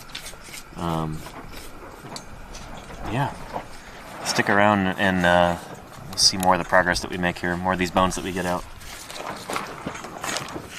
It's going to be cool. We're going to try and flip Jim's jacket over there before the end of work day today. So like within the next hour. So stick around and you might get to see that. Think we're on track to do that in the next hour, Jim? Big jacket, yeah. It's got a pubis, sternal, and a couple odd things.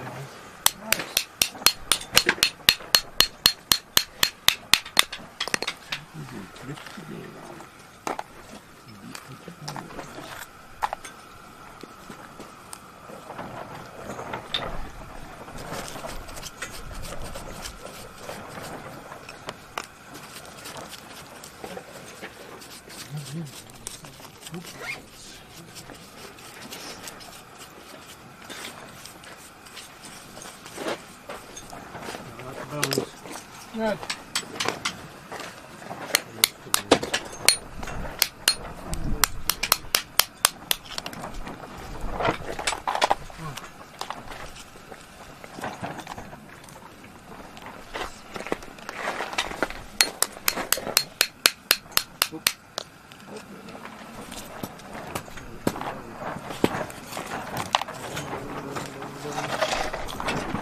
Let's see here.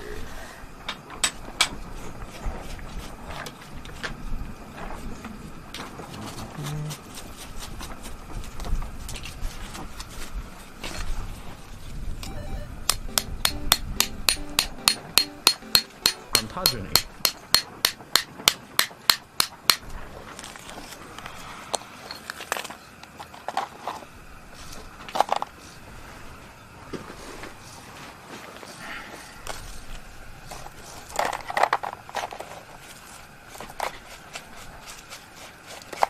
Are you squirting, Jim? Water? Just soften it out. Just split it and work it. And Emma, thank you for the Oh, cool.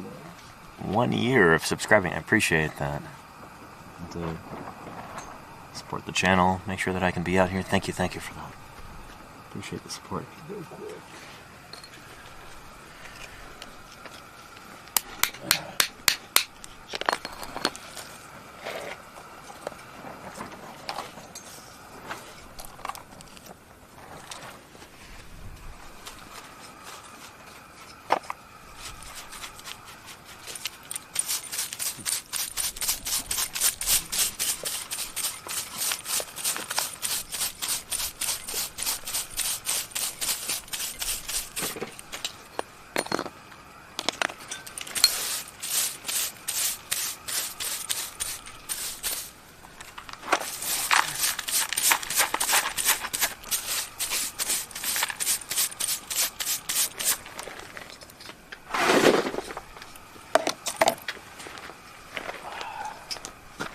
Ooh.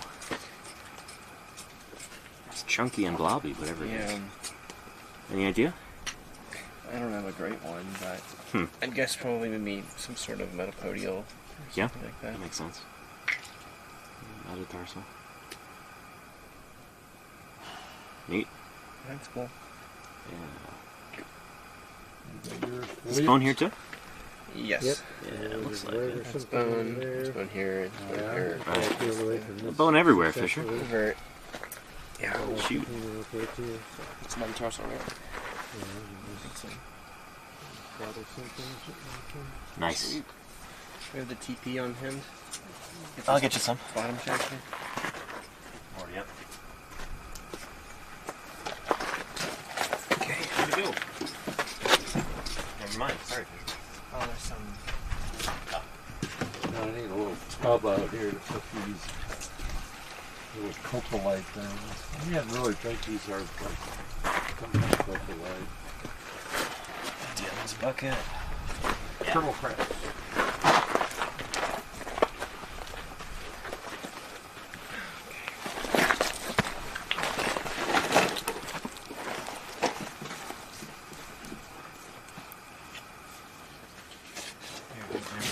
see if you can tell it. Oh, God. That's a little big. Yeah,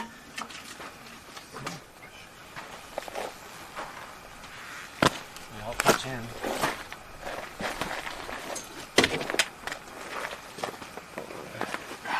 No, heads. Cut some, put them on the thin section.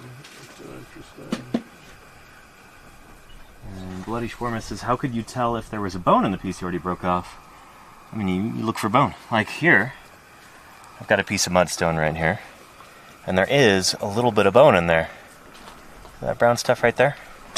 But sometimes you just get these little fragments that are completely undiagnostic and they're not worth collecting. This might go further into the hill right there, because it came out, or actually no, it was in there like this, and then I pulled it out. So I'm keeping this here in case that bone happens to do anything. I'm guessing it's just a little kind of, what we call a bone bean. Not worth collecting, but it pays to be careful. Because if that turns out to be something important in there, we'll want this little chunk right here. So I'm going to keep this over here for now, and we'll see what this guy does as we dig in.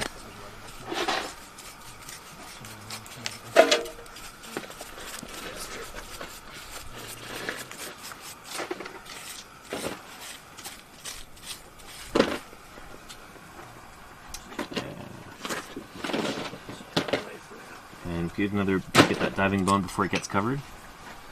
Yeah, Fisher's just working on putting a bottom on this jacket over here right now. But I could show you that real quick. If that's okay, Fisher. Yeah, I don't think that was bad. Oh, you did have it covered. Never mind.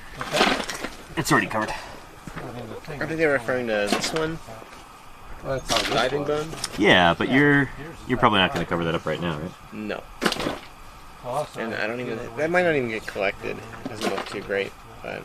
I mean, I was it's pretty sure it was taken back. probably worth collecting. I don't know. Oh, this thing was pretty tight. So it went under all the see. way around. It might be interesting. It doesn't really look like tendon. It's not tendon. No, it's not that. To me, that looks like maybe a distal caudal transverse process or something. Yeah. I really believe it was sand before. And this rock, Skeleton looking one the whole and thing. this rock does not work that Beautiful parting. Well, you gotta get to a parting. All the way around. Yeah, I had a big root now.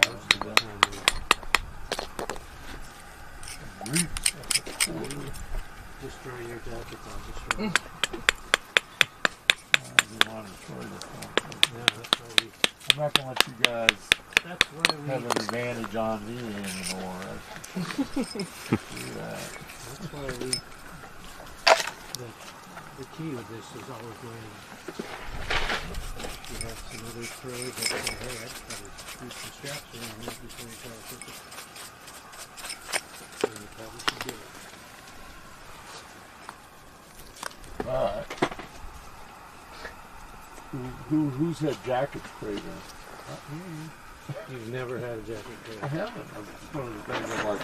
Yeah, so it doesn't turn into anything. It's just a bit of, a bone chunk in there. Yeah, the Comber God is gonna get me one of these days. Find this. Undiagnostic bone bean. So I can just kind of blast through this. It's not going to go anywhere. I mean, that bone is not going in any direction. It's just, there it is. Didn't turn into anything cool. So I can afford to just toss That it. would be on measuring section.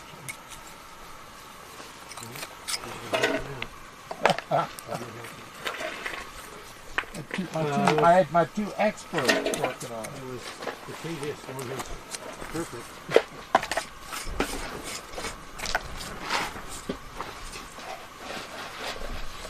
You were there when you took that turtle in the valley.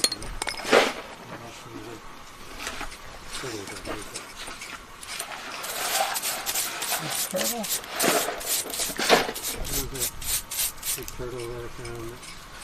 We had Andrew and who was it, Bill Winson.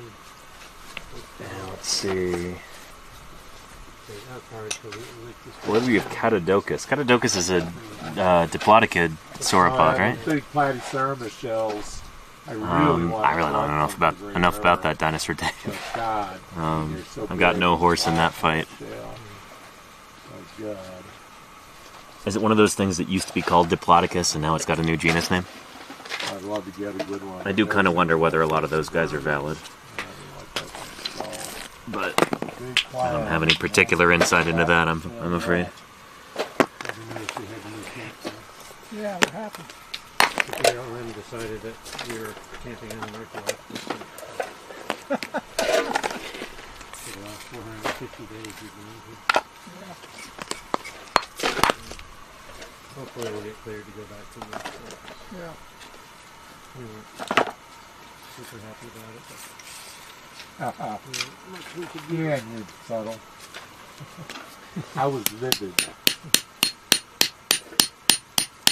I was so sick. It was like, I'm so tired of this, micromanagement. We had the whole campsite clear by a BLM archaeologist. We have an email saying, yes, I remember doing it. Jim, Oh, sorry. Six man, Thank you, Don. Yeah. Yeah. Let's see.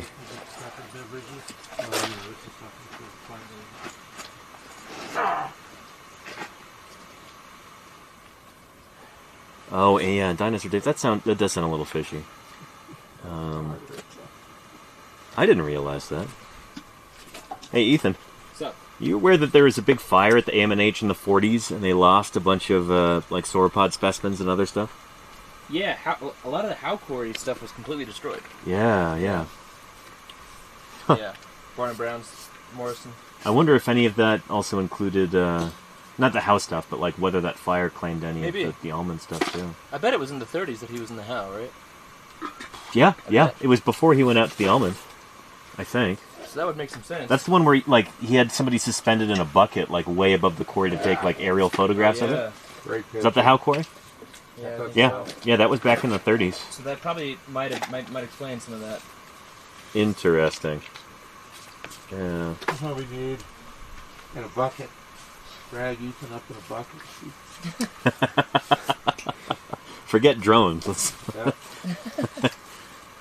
hang Ethan by his britches and I wonder what hoist him above the quarry. Yeah, that was pretty high up. Those are big. As I understand, that was a big tripod. Oh, it's enormous. Yeah, he was big. 60 feet in the air, something like I that. don't know. It was way out. Yeah. And from Pandora, have you been to? Where have you been to dig for fossils, and which place did you like the most? Oh shoot, I've dug fossils in, up in Montana when I worked with Museum of the Rockies up there. So in the Judith River and the Hell Creek formations in eastern and northern Montana, the Frontier Formation of southwest Montana, just near the Idaho border. I've dug fossils in western Nevada, near the town of Fernley. Those were Miocene fishes out there. And where else? Done a lot of work in Wyoming, too, with Ethan and his crew in the late Cretaceous Almond Formation, near the town of Green River. And, let's see, where else have I been? Here, obviously, in Utah for the past 3 years. Digging in the earliest Cretaceous Cedar Mountain Formation. And there's probably a few other things that I'm forgetting, too, but all of my fieldwork so far has been in the western United States.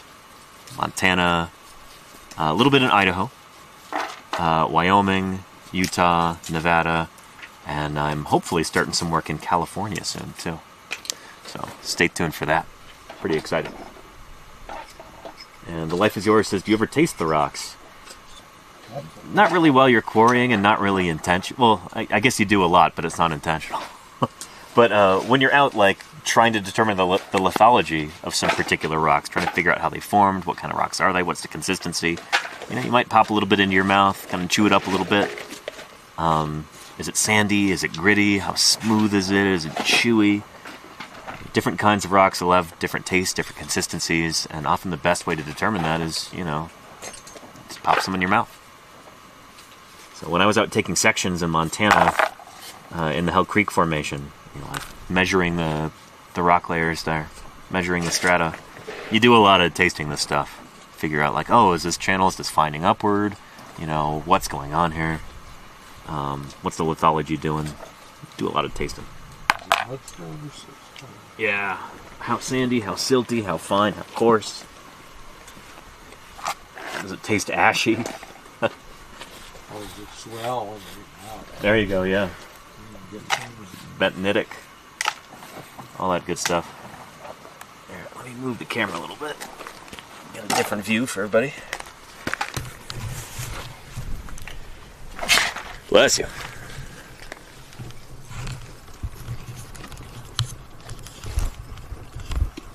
Let's see. Let's put this right here. That should work.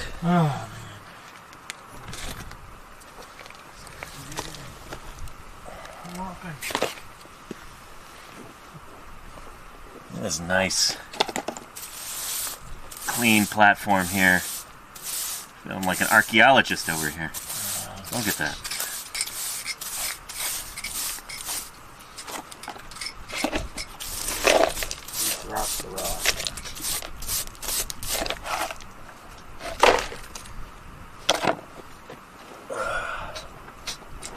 And got it go, SW Scott. Well, thank you for the good luck wishes with the flip. I think it's going to go off without a hitch, but we'll see. Yeah, Jim's working hard over there to make sure this thing doesn't spill out. This one is going to get lost. This one's like overkill. Yeah.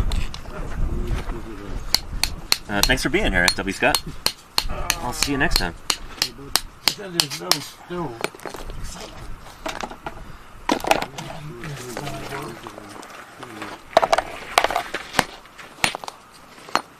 It would just make it easier to prepare.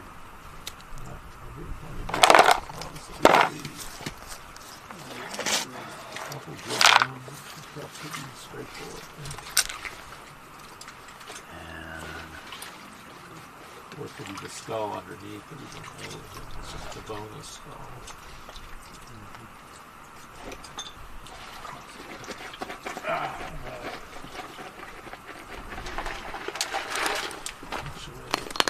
What time is it? 425.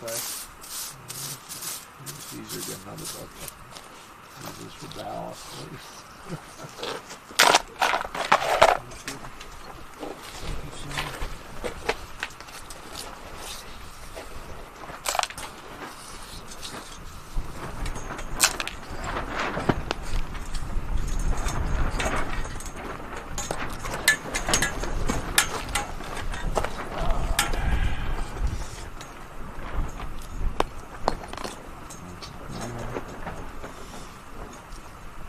Fisher, since you're standing, can I talk to you? Just an empty bucket. I figure I might as well leave dirt in this one. I want buckets. So I emptied all my buckets.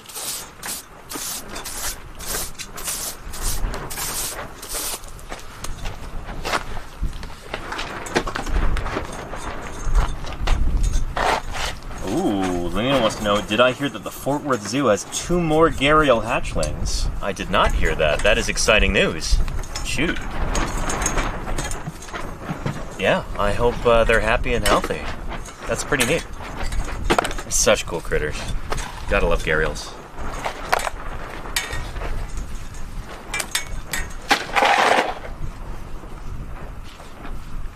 Alright. What's the priority over here, Figure? Get around this thing.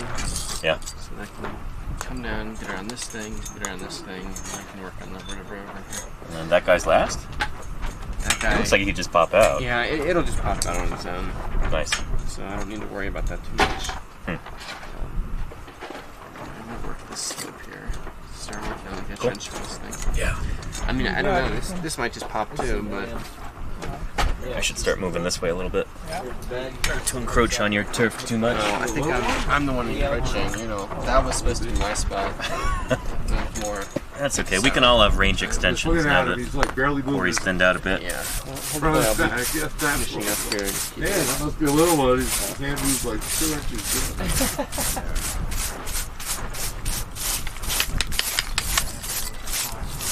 Yeah, it's little. Cool. Better than like this one.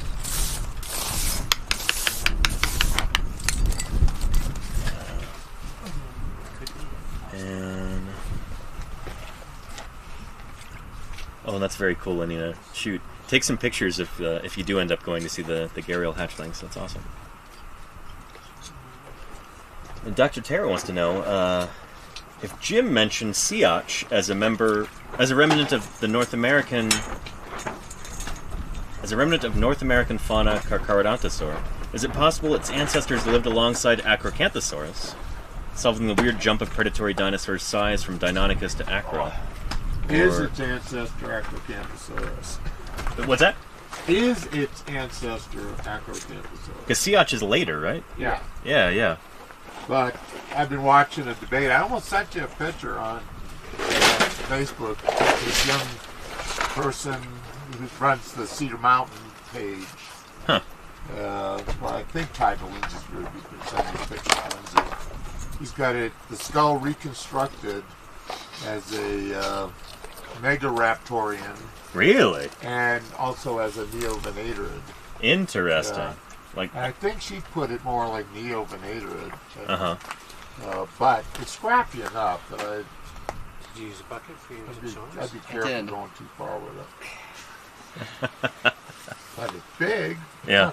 No, Although really we presumably had a big acro type thing, big Carcharodontosaur in this environment, right? Absolutely. Because we've got teeth from something like that. There's not really like a theropod size gap. It's like we had something really big in this fauna because we got teeth from it. Very important to figure out what it's related to. Yeah. What are our possibilities? Like Allosauride versus... Well, Carcharodontosaurs are Allosauroids. Sure. You know, I think the best shot. But, you know, Neovenatorids later, you know, the Wielden, you know, it's Neovenator. Uh-huh. So, you know, since we do have a connection with Europe, you know, to me that's an interesting possibility. Moen thinks Acro is a ancestor of the Carcharodontosaurs. You know, that's you know, he hasn't published this with data, which is you know, well, nice with data. This is see the pants spot. Yeah, the big theropods in this interval where we know they're there. We got big teeth there. Are one of the real nice puzzles that'll come up. Eventually will be figured out. Maybe not this week, but there is stuff. We got some, you know, big theropod in here. A lot of it. Who knows? Find one gets stuck. Skeleton. We might be using grandchildren. What group worked on Siach? That Lindsay? Lindsay's team, yeah, Pete McAvicky, Lindsay. Yeah. They must have touched it. Yeah. Let's see, what's the most challenging dig site I've ever done? Good question. Shoot. Probably start thinking about Flipping this thing, yeah. That's a possibility. if we want to do it. Most difficult dig site I've ever done. I don't know. That's a tough question.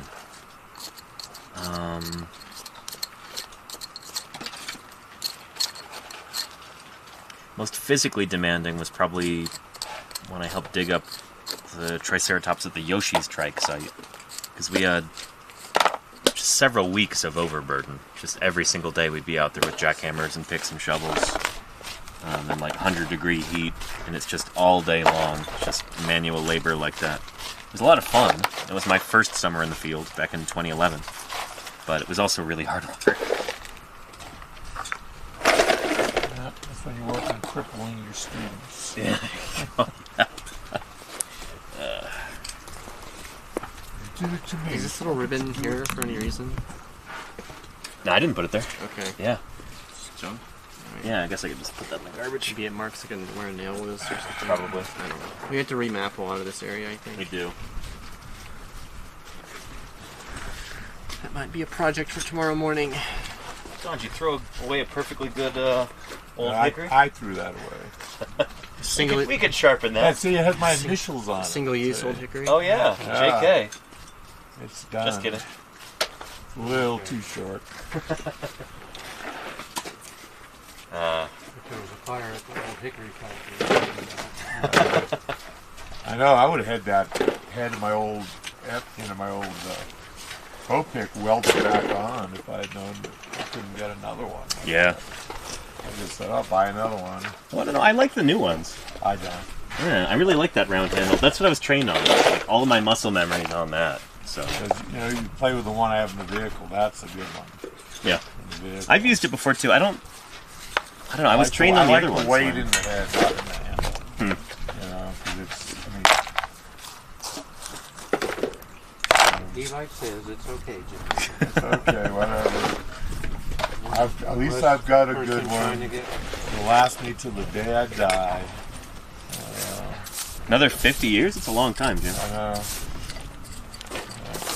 This one lasted like 35 at least. I used it. I definitely weighing down. Too many rocks I shouldn't have weighing down with that. So thick. I broke it doing yard. Really? Probably a lot of rocks. Yeah. That's totally separate. Oh, it's ready to It's moved 2 inches from where it was. Oh, that's right. You already spun it. Just flipping it over. Right, So you you want want to to give him a hand with the flip? Oh yeah. set it up? Let's do it. You ready right now? Yeah, anytime. Beautiful. What's this? All right. Let's flip that jacket. Oh, let me move my water bottle out of the sun too. Oh, it's already getting hot.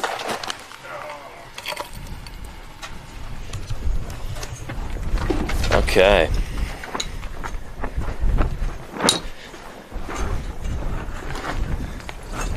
Just gonna put this up here. I think that'll work. I'm just trying to figure out where to get a good position for you to sit. Yeah.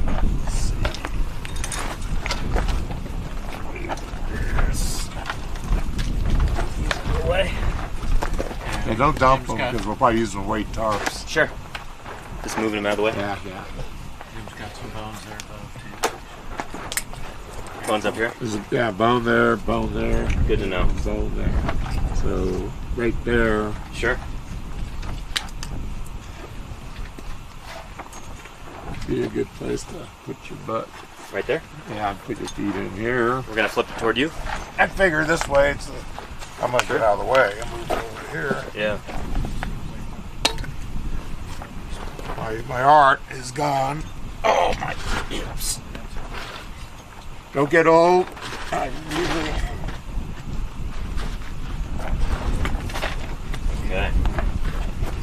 It's gonna be so simple. Yeah. Ready? Yeah. All right. There it goes. Nice. Look at that root. Beautiful. Yeah, God, look at this root. Look at the root we had under this thing. Modern root. Look at this plant going under here. Yeah.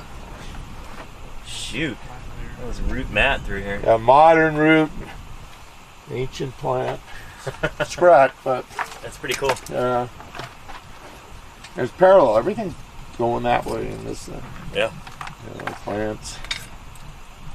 But yeah, I knew that wasn't going to be a big deal. Super easy flip. Yeah. That was great.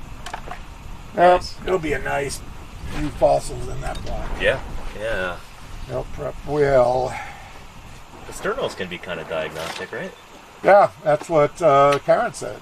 Yeah. She said comparing it to like how derived relative to Camptosaurus. Mm-hmm. So, oh yeah, Camptosaurus is more permanent sternal than this. Yeah. So that, because my thought has been, is sharing some primitive characters with Camptosaurus. It's a bigger animal, obviously, but she sees past. I mean, she's very familiar. Yeah. With the morphologies of these things. That's why you bring in people that are smarter than you, make you look good. Right. That's the way you do this stuff. You're afraid to work with people that are smart. Why are you bringing me here then? Hey, you're our media consultant. Yeah, you're our voice to the world. That's another important job in addition to paleo. No, It is. It honestly is. I do agree. Nobody likes false modesty. Yeah. But yeah, turn it back a little bit. It's Yeah. not need much. Let me chop that wing off there. Yep.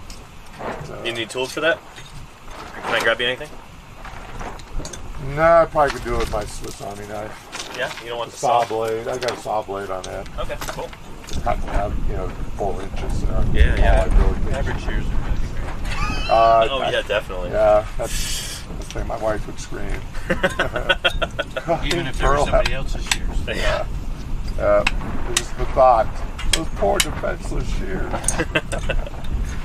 Yeah. Well, good stuff. Cool. Thanks, Jim. Yeah, it's going to help.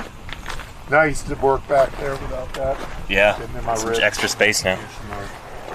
Very nice. So Jim's going to be cutting that down, removing some of the rock from the inner side, just a little bit. Not much. I'm not cutting it way down. I'm Yeah. just gonna And then he'll put even it. a little bottom, bit of, a little more. bottom on that Already, jacket, yeah. get fully enclosed, Already cocooned kinda all the way. nicely enveloped, so Yeah. No, I'm just gonna take this one out.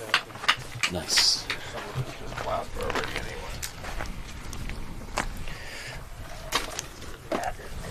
All right.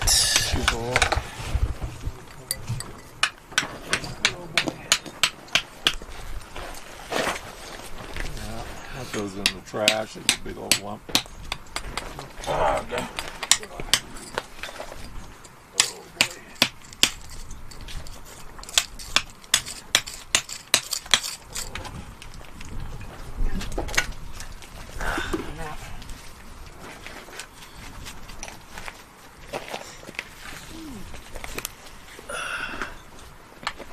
Scoot this way a bit. There we go. Solid. Love the roots of.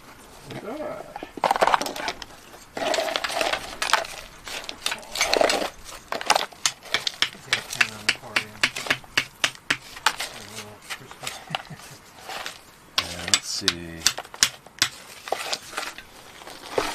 And Adeptus Alatussi says, I feel like there's super cool and funny clips from stream you guys could use for shorts and TikTok.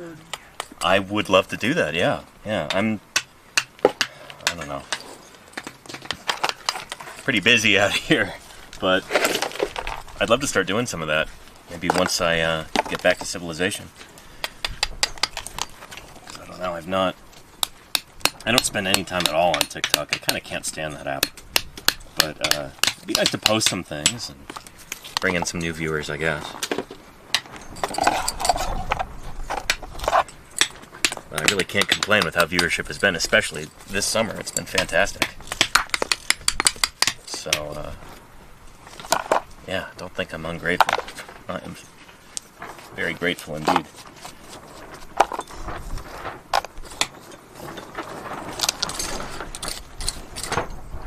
And, Peace Love John asks a great question for Fisher. Oh, okay. Yeah. What were our ancestors in the period of dinosaurs? So maybe at this particular time, what were our mammalian ancestors? So Fisher here is our resident mammal enthusiast and expert. I don't know So, if I'm quite an expert yet. well, but he's hoping to work on mammals for like a postgraduate degree. Yeah, so let's see. Or, So yeah, sorry, go ahead. early Graduates. Cretaceous. Yeah, I misspoke. So the monotremes very split off probably sometime in the mid-Jurassic, late middle Jurassic. It's your egg-laying mammals like monotremes just split off. echidnas and platypus are monotremes today. We Yeah. also have triconodonts from the Jurassic and multituberculates from the Jurassic, so both of those groups have split off. So we probably haven't gotten to the split yet between marsupials and Certainly eutherid not. mammals. Interesting. So- Eutherid. Yeah, it's probably mid-Cretaceous. So our ancestors, placental mammals, and marsupials, pouches, they're still the same critter at this point. Mid-early Cretaceous. Yeah. What is Oh. it? Maya? Juramaia, Placental- maybe? From the placental from Liaoning. Oh. So there's Eomaya, Nehemiah, yeah. Nehemiah. No one has disputed that being a placental. Placental, yeah. The debate goes on, of course, metatheria. Then there's Eodelphus and stuff pretty early in the Cretaceous in China as well. So yeah, we still have a few million years before we split between the Eutherians and the Metatherians, so the marsupials and placentals. Gotcha. If I were to look up a taxon to get a life reconstruction to show the chat, who should I look up? Let's see, maybe like... I mean, Cephalodon would be okay. Ooh. Might be good, because it's not that much later. Yeah. And it's got fur preserved. It's such a beautiful fossil. Well, Spinolaestes is a triconodont, so it's not on our lineage, Yeah. but it's from around this time, maybe a little later. So yeah, like this entire shelf now is There we there's go. no context. Cephalodon indeed. Okay. Everybody hear that? What's that? This entire shelf is there's so many bones on it. There's just like no context where we can put feet on it under any circumstances. So we just don't step on that shelf? That Yeah. shelf. That You got it. around. Yeah. I've been trying to avoid that. Yep. But good to have an official decree. So that's our critter, That problem out to here. Cephalodon, which is, it's actually from the Cedar Mountain Formation. So from not far away from here, really.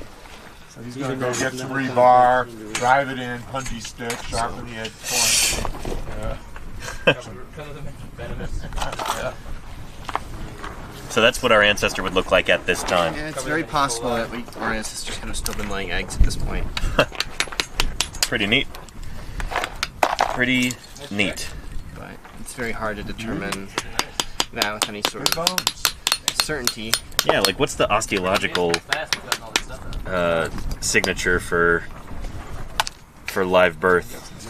Probably the size of the Like pelvic aperture? yeah. Which for a lot of these mammals, they don't even have that. You know, they're based on teeth and skulls, if you're lucky. In multis, it's pretty narrow. Yeah. So either that suggests egg laying or giving birth to really, really super artificial young. Just tiny little flesh beans like a baby kangaroo. They should make a kangaroo embryo flavored Jelly Belly. Would you eat that, Fisher? If it were artificially flavored? Artificially flavored? Maybe. And it's got the little arms on it. Jelly Belly Corporation, if you're listening, think about that. Marsupial flavored jelly bellies. Tastes like blood.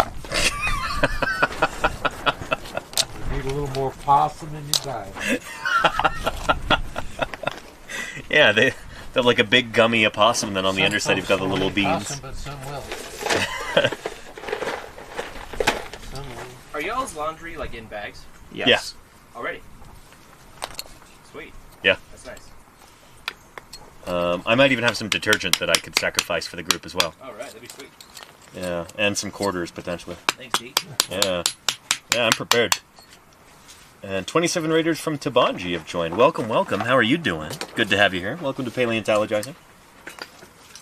Last seen doing something called Total War: Pharaoh. Interesting. That's probably the strategy game. Yeah. Oh, okay. It's really fun. Hey, Ethan knows what's up. Turn-based strategy game, real-time battles. Let's go. You get to run historical empires. Let's go. Should be on Twitch, even. Yeah, good stuff.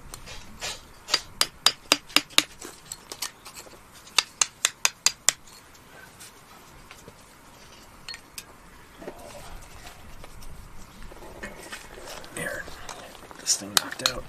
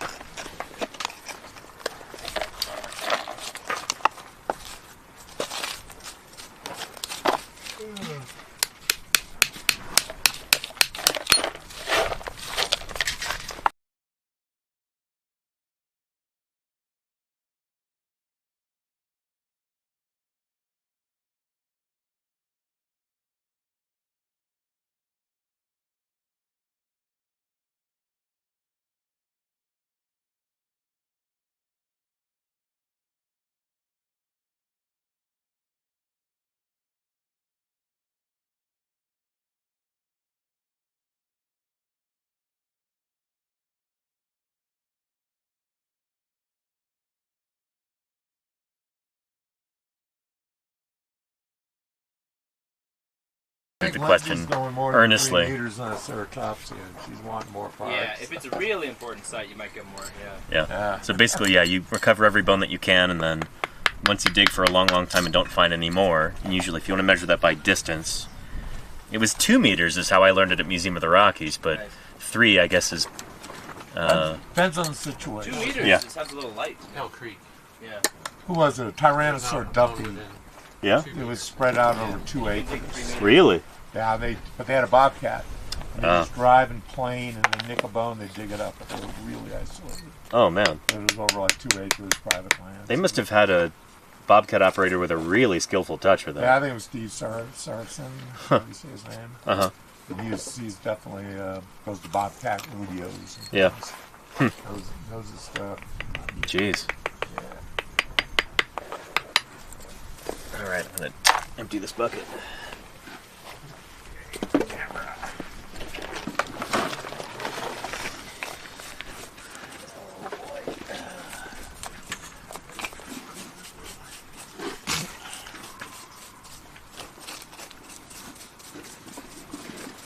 I didn't realize I was doing that until you did that.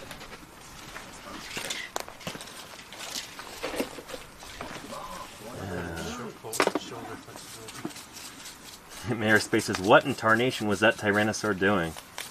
I guess getting disarticulated. Yeah, it's thrown all over everywhere. Just exploded.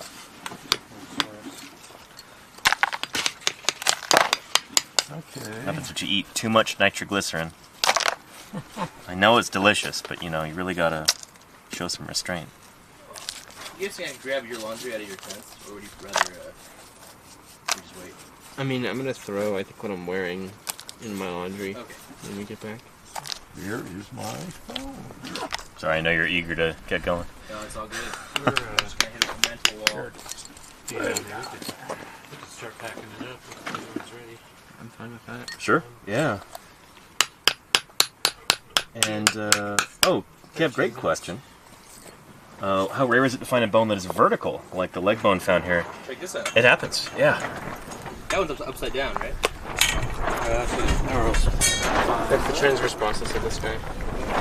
Oh, this is sideways. Okay. Yeah. I thought this was like one of the laminae that attaches the neural arch get to a the few that centrum, are and this is the inclined here, transverse but process. But I see now. This is That's zygo. this is the post-zyg, and this is the pre-zyg. Some Neural sites, spine transverse process. Ken says craniokinesis taken too far with the Tyrannosaur. Yeah. Hey, Phil. Yeah. Did you Yeah. drop that? Yeah, but there's a little little bone right there that's kind of upright. That's not, Now, the sauropod dinosaur that was dug out from just a few meters away from here. that's not hooked.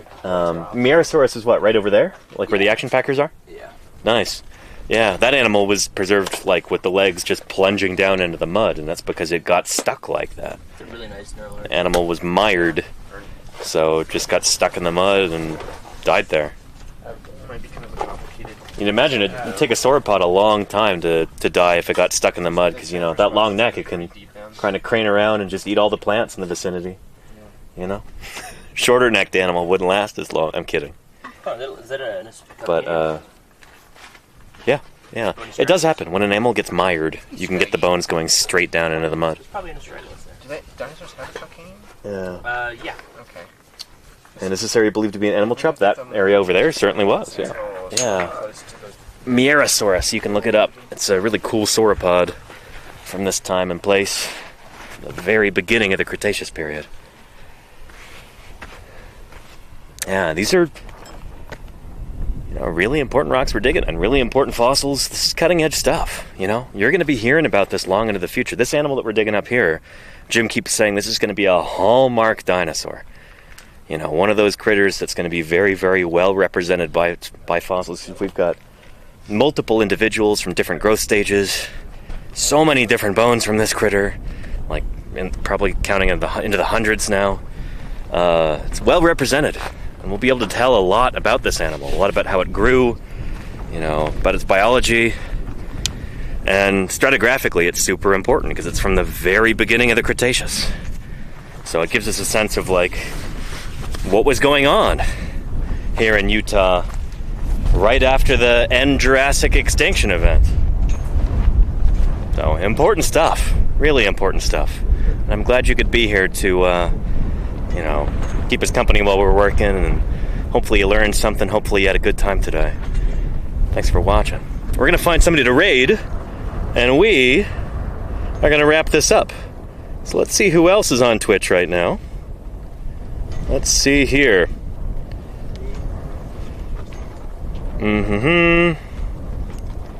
Let's go to...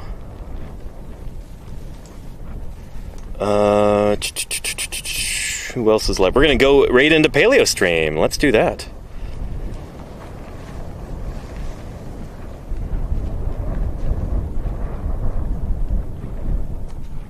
Raid PaleoStream. Beautiful. So stick around. We're going to go see a real-life paleo artist doing some paleo art live, because I forgot it's Friday. Friday afternoon. What a good time. We're going to be working all weekend, obviously. But, you know, it's still nice to remember what day it is and wish everybody a happy Friday.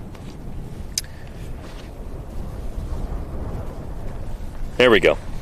But thank you, everybody, for your viewership, for your attention, for your questions, your enthusiasm, and your kind words. And moderators, thank you for helping keep this train on its tracks. And financial supporters, subscribers, gifters, cheerers, appreciate each and every one of you. Thank you for contributing financially to the channel so that I can continue to do this, you know? I've been lucky enough for this to become my full-time job, and that's because of the generosity of this wonderful community here. Thank you, everybody, for that. It really means a lot to me. And I'm glad that you find this kind of thing valuable, and I'm grateful that you do, you know, so we can keep doing this. With that said, we're going to go right into PaleoStream with German paleo artist Joshua Knupe. So enjoy, everybody, and with any luck, I'll be streaming to you again tomorrow from the quarry. We'll continue our work here. All right, take care, everybody. Bye-bye. All your energy into one piece instead of... There we go.